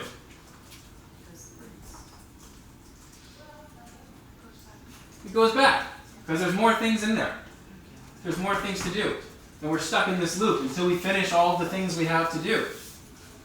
So I'm going to go back, and I'm going to be here again. And now, x in range 4. Well, I just did 0, and I'm at the next iteration, which is what?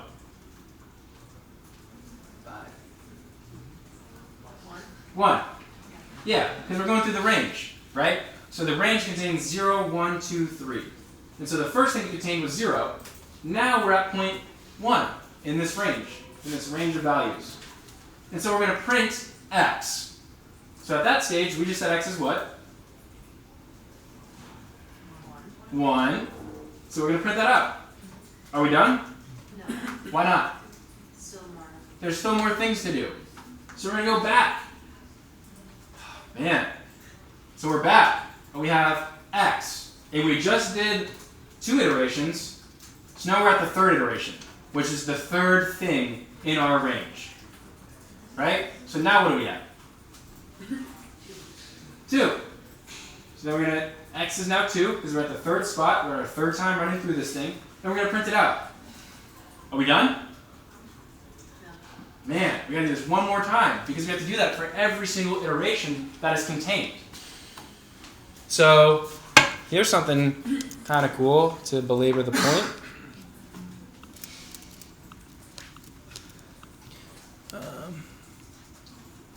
What did I call it? S1? I think I called it S1. No, I just called it S. Okay.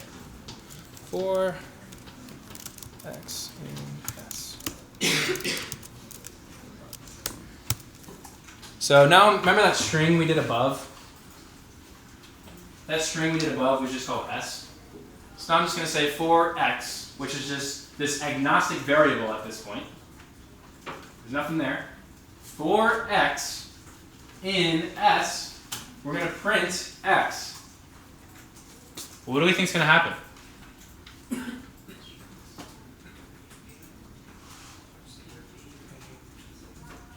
you remember what S is? Let me show you what S is. Yeah, so let me just show you. It's hello and then world. So we think it's going to do hello and then world. Because So it's space as another 1, 2. So yeah, so we think that so his answer is he thinks that the space is meaningful and that we're going to say hello and then world. Anyone else think otherwise?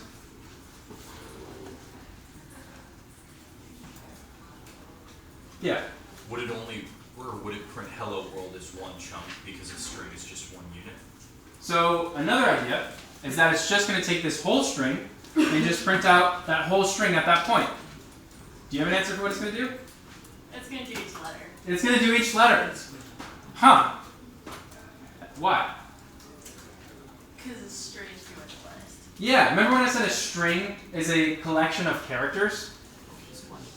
So it's going to go through and it's going to grab the first thing where we're at in that position and print it out. So, huh. Oh. That's unexpected. But do we see what it's doing here?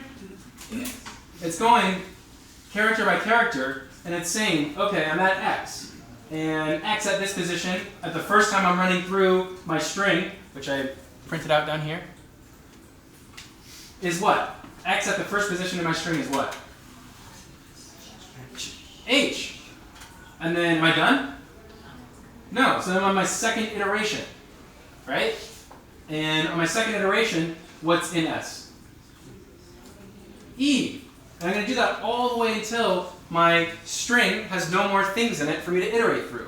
So what's notable there is that despite iterating by numbers, I'm still making x be whatever position I'm at. And so, what are some use cases for for loops? How can we use these in our program? Yeah. Iterate over a list. Iterating over a list, but like, can you give me you're right. Can you give me a use case? Like, that's what they're for. Yeah. We want to find the average of some values in the list. Say going back to the restaurants example, say we want to get like average price of a meal. Yeah. So maybe we want to get like the average price of a meal. I was just going to say, I thought it would print out the names of the restaurant, like if S equals the list of the restaurants. Yeah, that's a great use case. For example, let's imagine we had a list, and a list was a collection of strings, in which case each position in that list is no longer just the letters, but instead it's that individual whole string. So then it's going to print out whatever that spot is in our list. Because we're no longer iterating through a string which is a collection of characters, we're going to be iterating through a list which is a collection of strings. Yeah, that's a very good use case. Did someone else have a hand that they wanted to give an example of a for loop in a program? So like, let me just show an example. Let's just define something called names. And names is going to be equal to Joseph.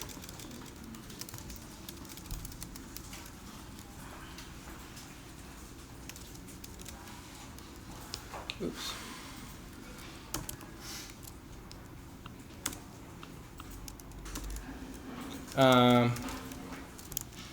Michael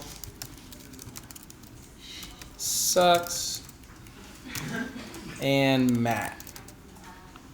All right. So let me declare that. All right, that ran. Now for x in names, print x. So what do you think is going to happen here?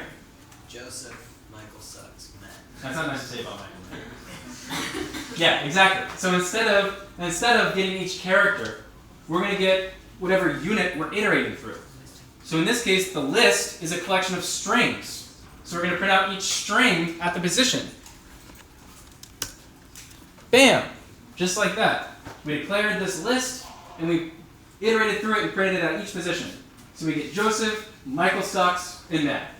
It's a good list. Okay. Oof, that's a lot of stuff. Man, functions, whoa, that is just, no functions for now. Now, all right, let's go back to our learning objectives, because that's why we're here. Allegedly, we want to learn. And would you mind just going back to your for statement again, just so we can try to? yeah, absolutely. Sorry. Really fast. Do you want this guy? Yeah. Yeah, I can. Okay. Sorry, I should have done that way earlier. You guys in the back probably hate me. But I guess you use R anyway. Can you do syntax and Probably afterwards. Alright. Yes, but not now. How about that? Because then a lot of other people would have no instructor error. Yeah. I noticed you don't have parameters for x, but it returns errors, but I will get that. Do that in my computer. Parameters for print s. There should be a parameter. Oh, Python 3 versus Python 2.7 difference. Yes. Yes. Yes. You're on Python 3, probably. Yeah, I'm on 3. Yeah. If you're on Python, that's sorry. I'm Python 2.3 guy. Why? Dependencies mostly. A lot of my code is written to assume things like this. And if I updated it, I could either go back and at the beginning of all of my files tell them to use 2.7, which is kind of a pain. Or I could just be, or I'd have to refactor all of my code. So I'd have to go back and add this stuff. So I could either say, use 2.7 for this stuff, even though I have 3. I could go back and rewrite my stuff. Or I could be lazy and do this. But the real reason is that a lot of packages and stuff that I use, not a lot, but enough for me to not want to use 3.5, are only available in 2.7, and I don't want to go back and refactor all my code. Are you 3.5? Yeah. That's Isn't fine. this a way that Python has become more like R by adding the parentheses? Yeah, guess so. No, the truth is that Python duplicates a lot of things R does, so we can show you how much better we can do it. That's actually stats models, which I was telling you about. Stats models is basically like an R package. So if you're an R person and you want to like know how to do like your summary tables and stuff, stats models is the package you want. All right, I'll put that in resources after we're done. Cool little devolution. All right. All right, so now, okay, so we're doing well. We have a clear understanding of why APIs are increasingly prevalent. Pretty good idea of like how they work because they just follow the HTTP protocol. We understand the basics of data types in Python, sort of. I mean, it's fast, but got good exposure. We developed an exposure to Jupyter Notebooks. Now we're going to use Spider. Then, which actually is an IDE that looks a lot like RStudio. And then we're going to, so using Spider, we're going to do this last bullet, the thing you guys all came here to do, use our first API. Hooray! All right. So, following our lesson materials thing, introduction, HTTP, data types. All right, our first API. So, if you are wanting to follow along and you need to for Spider, go ahead and launch. Go ahead and launch Spider. And if you want to be like super cool, like if you want to be, oops.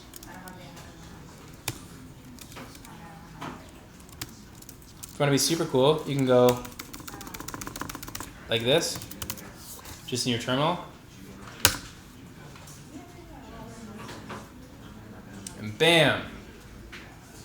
Just like that, it's opening up. Whoa. Opening things from the terminal.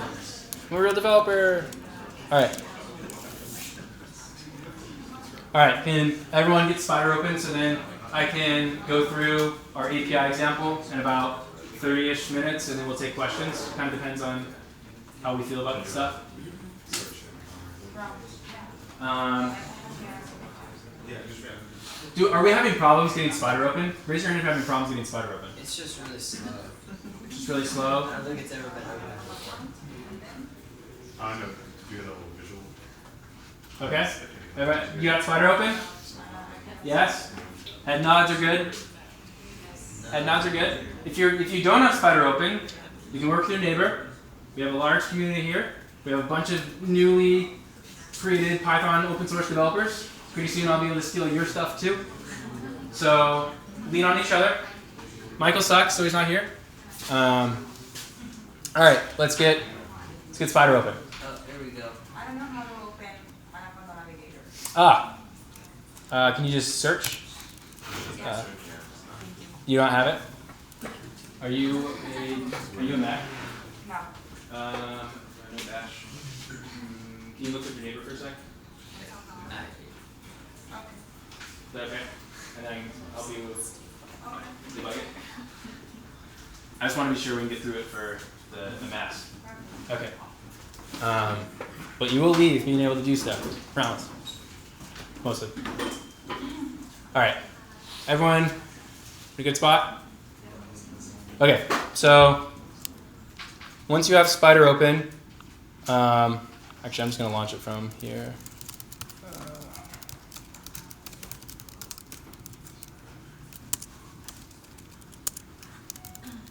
What is Spider? It's an integrated development environment. Oh, it's just an IDE. Yeah. Okay, I didn't know it was something specific for an API or. Nope. And I'll go through that here in a second. Well, Okay. I would prefer if you did the IDE so we can do it line by line together. But up to you, of course. All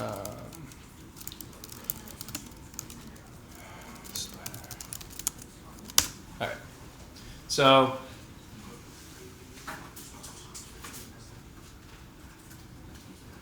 okay, so if you had Spider open, you should be able to go up to file open and open it just like a Word doc, just like anything you've ever opened before. Right? Go to open and then navigate to wherever you put all the things I gave you to steal from me. And wherever in the code folder, the Python file is API usage example, I believe, .py. So get that guy open.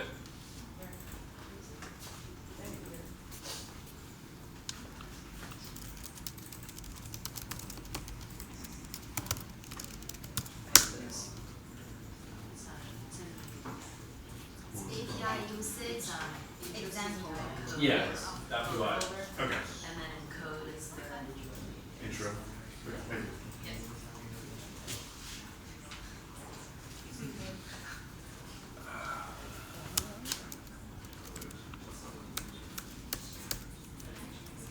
Can people in the back see this? Nope.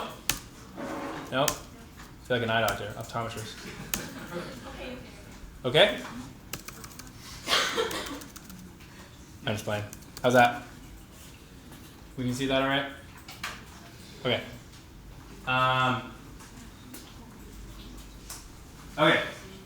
So I'm going to verify we can get that open, and we're going to put this on pause for a hot second so that we can look at what it looks like to use an API without doing it from our code. We can look and see what it's like to make a request, get a response, and see what we do with that response. All right, let's do it. So go to this, and I didn't here. Let me add this to the. Give me 2 seconds. You don't have this link.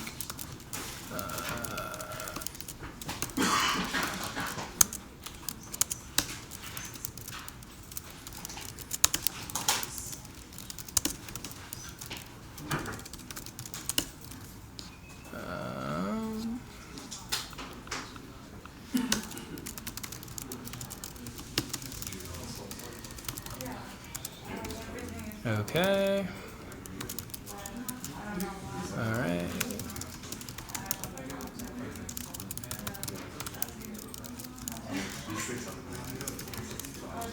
Oops.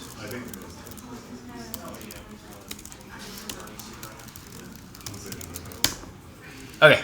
Everyone refresh your page. Yes. All right. This thing should have magically appeared.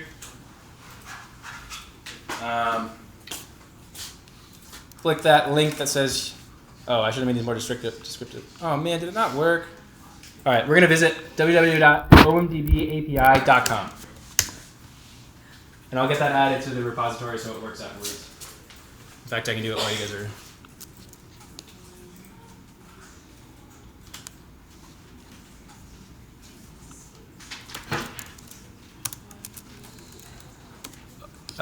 sorry. OMDB API. OMDBAPI.com.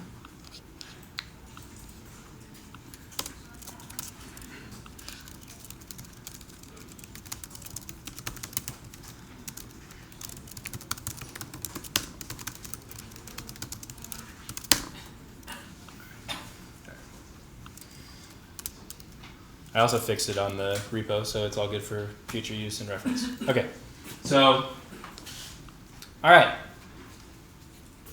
Everyone's here? When I've run this session before, I've broken this site before, so that's awesome. And we probably can break it with the number of people we have here today. Yeah, so this is the Open Movie Database API, which, what do we think this database contains? Well, a lot of movie data. We got like the characters, the titles, the years, a bunch of movies. So that's going to be useful for us. And so the task that we have here today is we're going to learn how to, the basics of reading documentation and parameters of APIs and making calls and dealing with responses and that type of thing. We're really getting to the meat of what we came here tonight to do. All right. So, I recommend we scroll on down to examples. All right.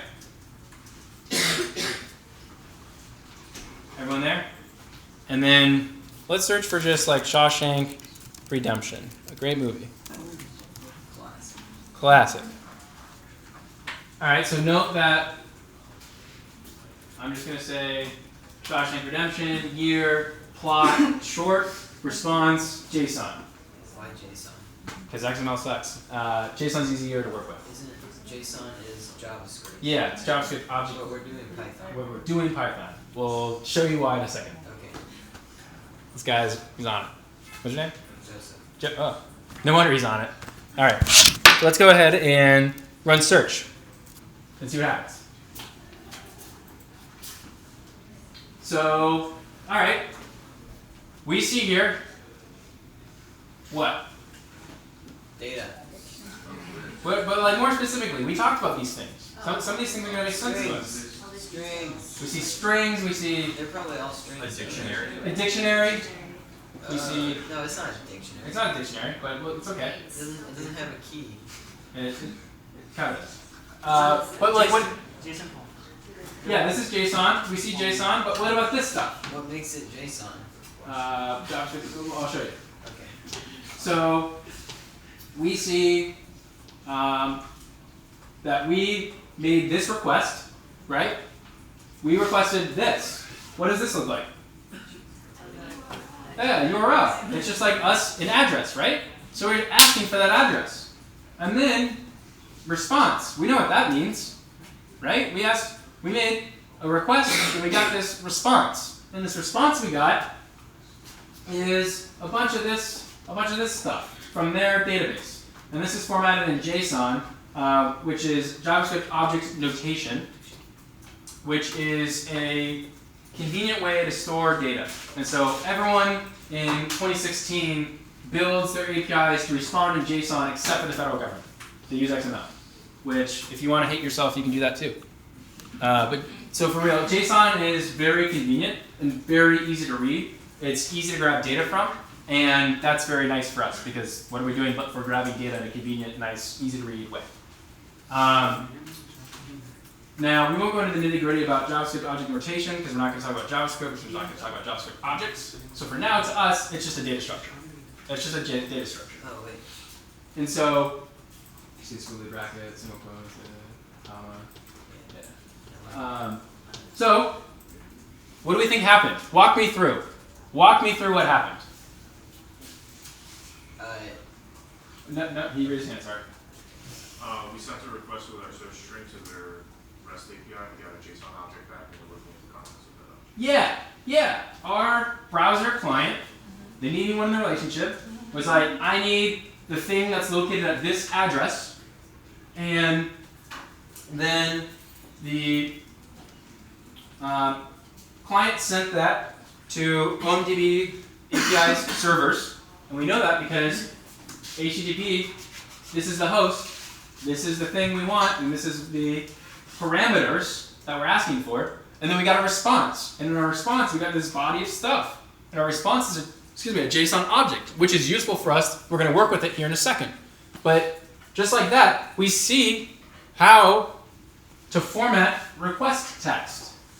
Now, you might be asking yourself, how would we know what we're asking for, right? Like, how do we know to say the location of a thing? Like, how do we know that this is what our address looks like? How do we know if we need to mail a package to ask someone for something? We need to know their address. So that's a part of API documentation. When someone makes an API, it's best practice for them to document how to use it.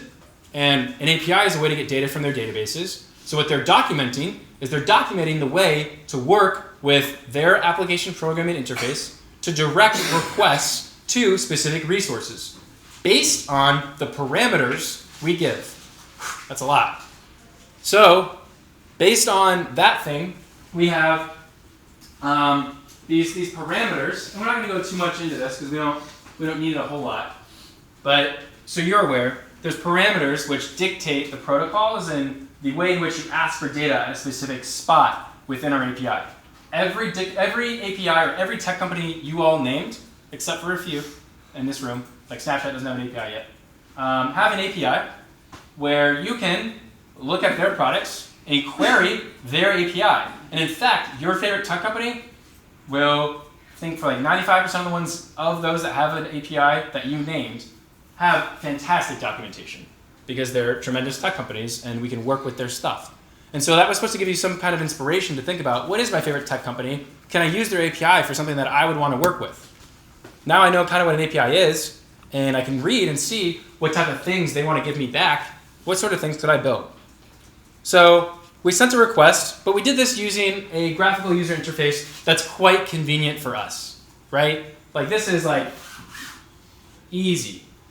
So now let's transition to doing that exact thing in Python so that we could do something like, I don't know, write a for loop to make a bunch of different requests and create a list where we're going to store the responses of those requests.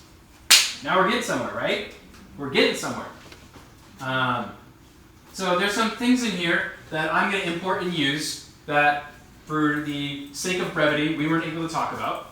But I'm going to talk about at the end places you can go to learn these things. Remember, I'm huge on just go around trying shit. So first I'm going to do is I'm going to use this import. And remember, what does import do? What does that do? Import the package. Yeah, I get a package. I get a library. And so I'm going to import this package called pandas, which is the best thing to happen to Python. And I'm going to import it as PD. So whenever I ask for things from pandas, I say PD dot whatever. And the ways that I know what pandas has are, what do you think? How do you think I know what pandas has in it? That magic D word. Documentation. Documentation, documentation, documentation. It matters a lot. Documenting your code. Reading other people's documentation. Looking at the documentation before you just Google a question. Googling a question, then ending up on the documentation. That's very important. So, using documentation, I knew a bunch of things I could do. Here, oh, sorry, I didn't say how to run this stuff. So let me put the brakes on for a second and say what the heck we're looking at. We're looking at an integrated development environment, an IDE. And that means we can write Python here. Here is just like one of the nice tools that comes with this IDE called a variable explorer. So whenever I declare a variable, it'll appear here, which is just nice to keep track of things. And then here's a console. This is the same thing as the terminal, right? So like in the same way that I could go to my terminal and I could create a new window. I'm going to make this giant for you. And look, I'm going to go into Python. So now I'm in Python. I can write Python stuff, say print hello world. It's going to execute this script, this one-line script, and give the output, right? So that's exactly what I did. If you saw when I first opened this, I said print hello world, and bam, just like that. So what's really nice is I can write print hello world over here. I do Command Shift over to highlight the whole line, Command Shift over, and Command Enter to execute that line. And do you see that how it ran over here when I scripted over here? That's awesome. All right, that's a lot. Not only that, but man, I inundated you with more notes and things to know. All right, so now I'm going to use pandas to load this file. Okay, I'm going to load this file. And we can check out what this file is by just grabbing the URL of it. Sorry, just a quick, was it Command Shift over to what? Highlight the whole thing. Okay. Command Shift Enter to highlight the whole thing. Yeah. And then Command Enter to run it. So it's going to run whatever's highlighted. So you could mouse over and highlight all of it, and then Command Enter, but it's faster to keep, for developers, keystrokes are money, literally. Yeah. So doing that is good. All right, so this is the data set that I'm loading in. And this is kind of a mess to look at. It's the raw CSV file. And if you notice at the very top, there's column titles. So I have star rating, title, content rating, genre, duration, and actors list. And this is the top 1,000 movies from IMDb. That's what this data set is. So I'm going to load that in, and I'm going to work with that data set. And I'm going to use our API to add more information to this data set that I already have. All right? So I'm going to run this line. All right, so I made this thing called movies. And thanks to pandas, I can ask for the head, the top 5 rows of movies. So we see exactly that data set, but just the first 5 rows. All right? So I have that stuff. Everyone all right? All we've done is grab some data that I gave to you all at a specific URL. And it knew where to grab that data. And we loaded it in and called it a thing called movies. So now I'm going to import this thing called, is everyone okay where we're at? No, if you go back one more step. Yeah. Import? Just like from where you pulled in that aggregate data list again. Yeah, that's pretty important. I'll make sure that we get there. So if you just run this line, it'll do it for you. Okay. That's the way I wrote all this code so that you can just run it instead of having to write it all. So you didn't have to go in. Yeah, sorry. Me going to that URL was showing you the data that we're loading in. That is not a requisite to load it in. That was me showing you what we're loading in. Got it. So then once we do that, then we just run the next line. Yep. So everyone should load that in. Everyone able to get that loaded in? No. Can you lean on your neighbor, see what's going on? No?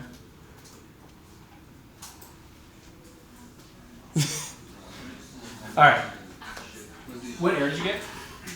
Okay, there you go. Thanks. All right. So I want to get to the API thing. That's what we came here to do. Let's get to the API thing. So now, the next package I'm going to import, just real quick, I'm going to tell you, it's called requests, and it allows me to make requests from Python. So it allows me to interact with the web while still being in my Python file. That's pretty sweet. I don't have to go to the graphical user interface. I can just use requests to make requests from within my script. All right. So the very first thing that I'm going to do with my request library is make a request. Okay? So requests requires what? When you make a request, it requires what? A URL. So when I use my request library, I'm going to put this. I'm going to use request.get and feed it a URL. What do you think I'm doing there? Telling it where to pull data from. The address. Yeah, I'm telling it this is the address that I want you to make a request to. So when running this line, I am communicating with the OMDB API.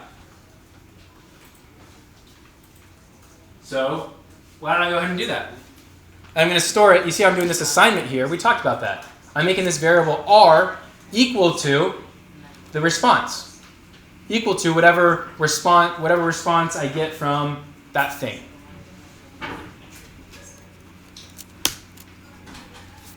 And so remember we said there's status codes, there's text bodies in these responses we're making. We can ask and see what each of those things are. So I can ask for what is the status code of R? And that requires me asking, what was my request? What was my request here? Does that look familiar? Yeah, I made a request using the same exact URL.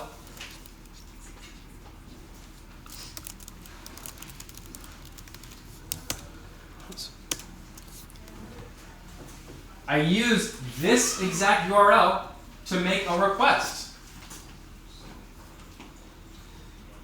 Right? So I requested this address. So I can check out my status code.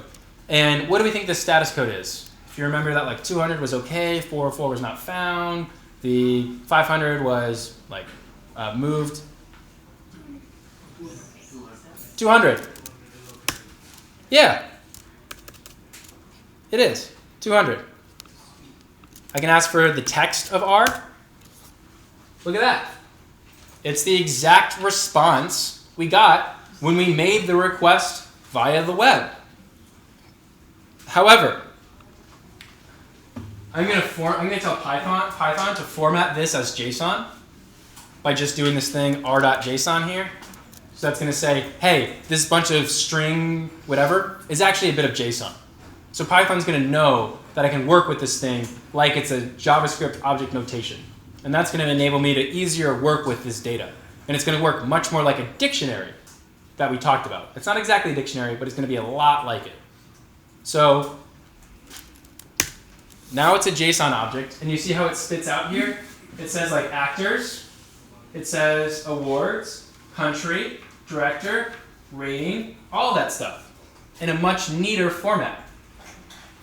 And so now, in the same way that I ask a dictionary for one thing, I can ask this JSON object for one thing. And what's the one thing I'm asking this JSON object for here? And so what do you think I'm going to get?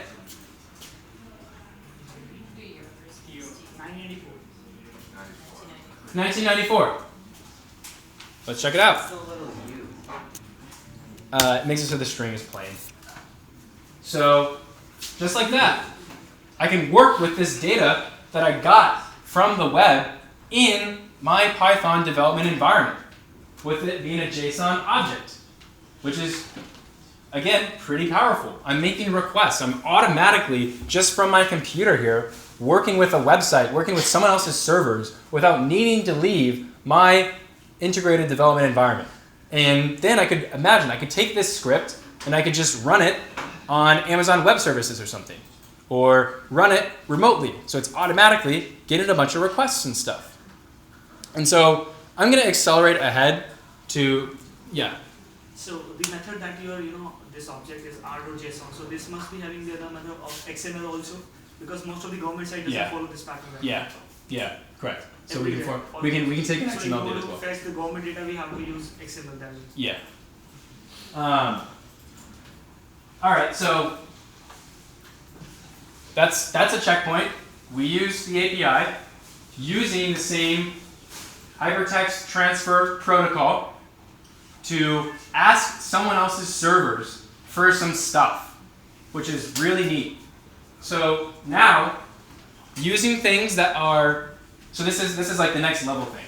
And I don't expect you guys to like follow along at this point because we're running a bit over time, but I want to show you a quick thing that I can do using the exact tools that are in the notebooks I've shown you here tonight.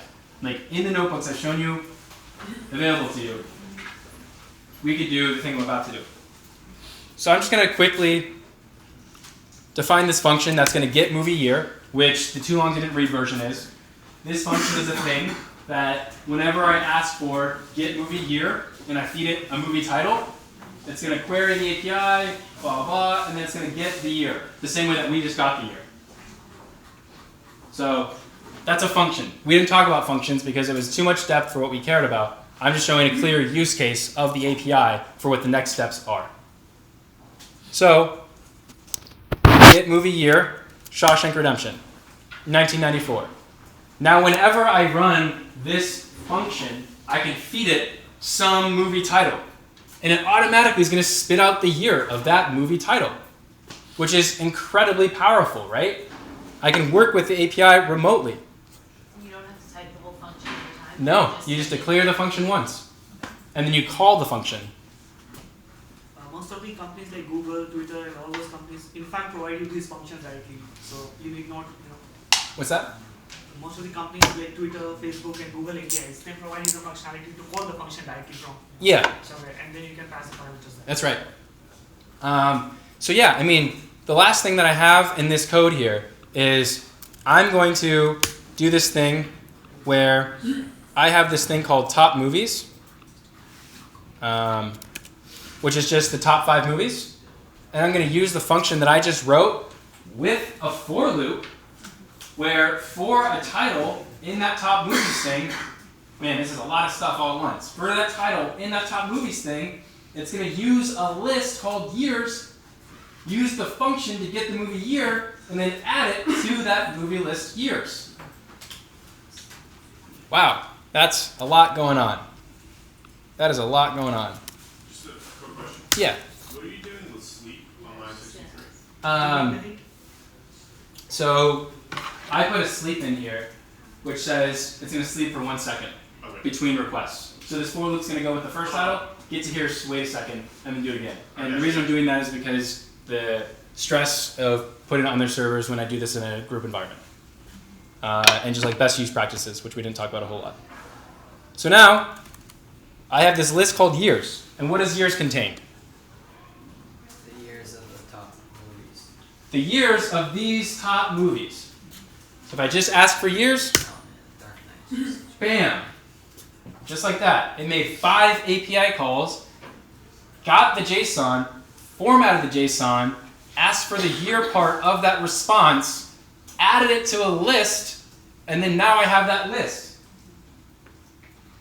So that's the last little thing. And then I can put it back in my data frame, which is just like adding a column. So I can do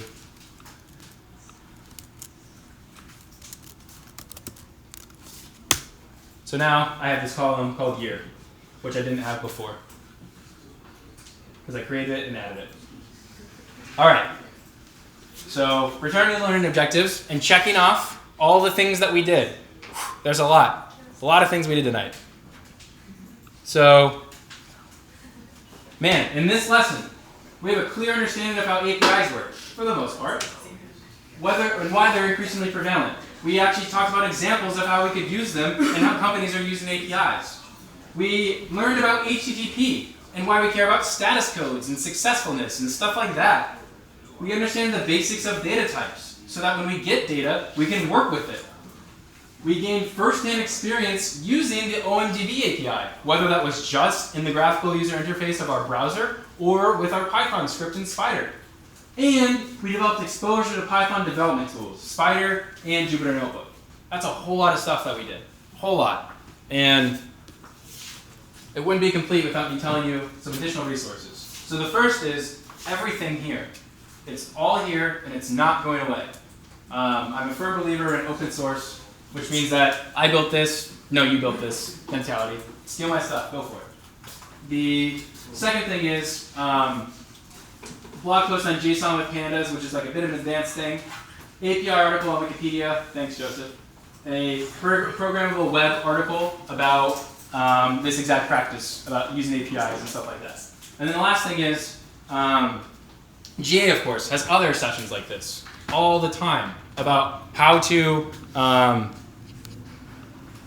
contact info, about how to use Python for data analysis. There's a workshop on that, which would be a great next step for, man, I have this data, I wish I knew how to work with it in Python.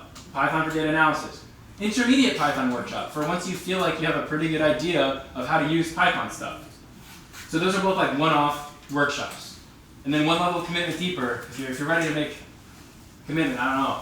Part-time data science class, which is a 10-week program that meets twice a night for 3 hours each time, and you go through a ton of things very quickly.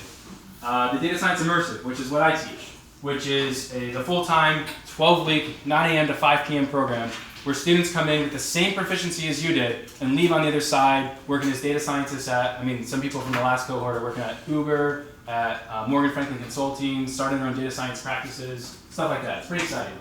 And then the last thing is, if you don't hate me, I have another workshop called Storytelling with Data on Thursday, 10:25, and you can sign up for it at this link, which is you guys have. And that workshop is not in Python. It's in using. It's much more about using data to our advantage and like how to lie with statistics and how to tell that other people are lying with statistics and that type of thing. Using Excel because that's the target audience is Excel rather than trying to get you doing stuff. If you want to contact me here, I need to put my email there. On GitHub, I'm Joseph of Iowa. On Twitter, I'm Joseph of Iowa. And my email is josephnelson@send.ly. And I'll update this deck and add it so you have my email for forever. All right. So I'm here to answer questions afterwards, but until then, thanks a ton for coming. It was a lot of fun. I enjoy teaching. I enjoy seeing people be like, oh man, I work with the web. That's cool. So thanks a bunch. You're free to go, but I'm here to stay. I have a question. Yeah. Yeah. So in other APIs, like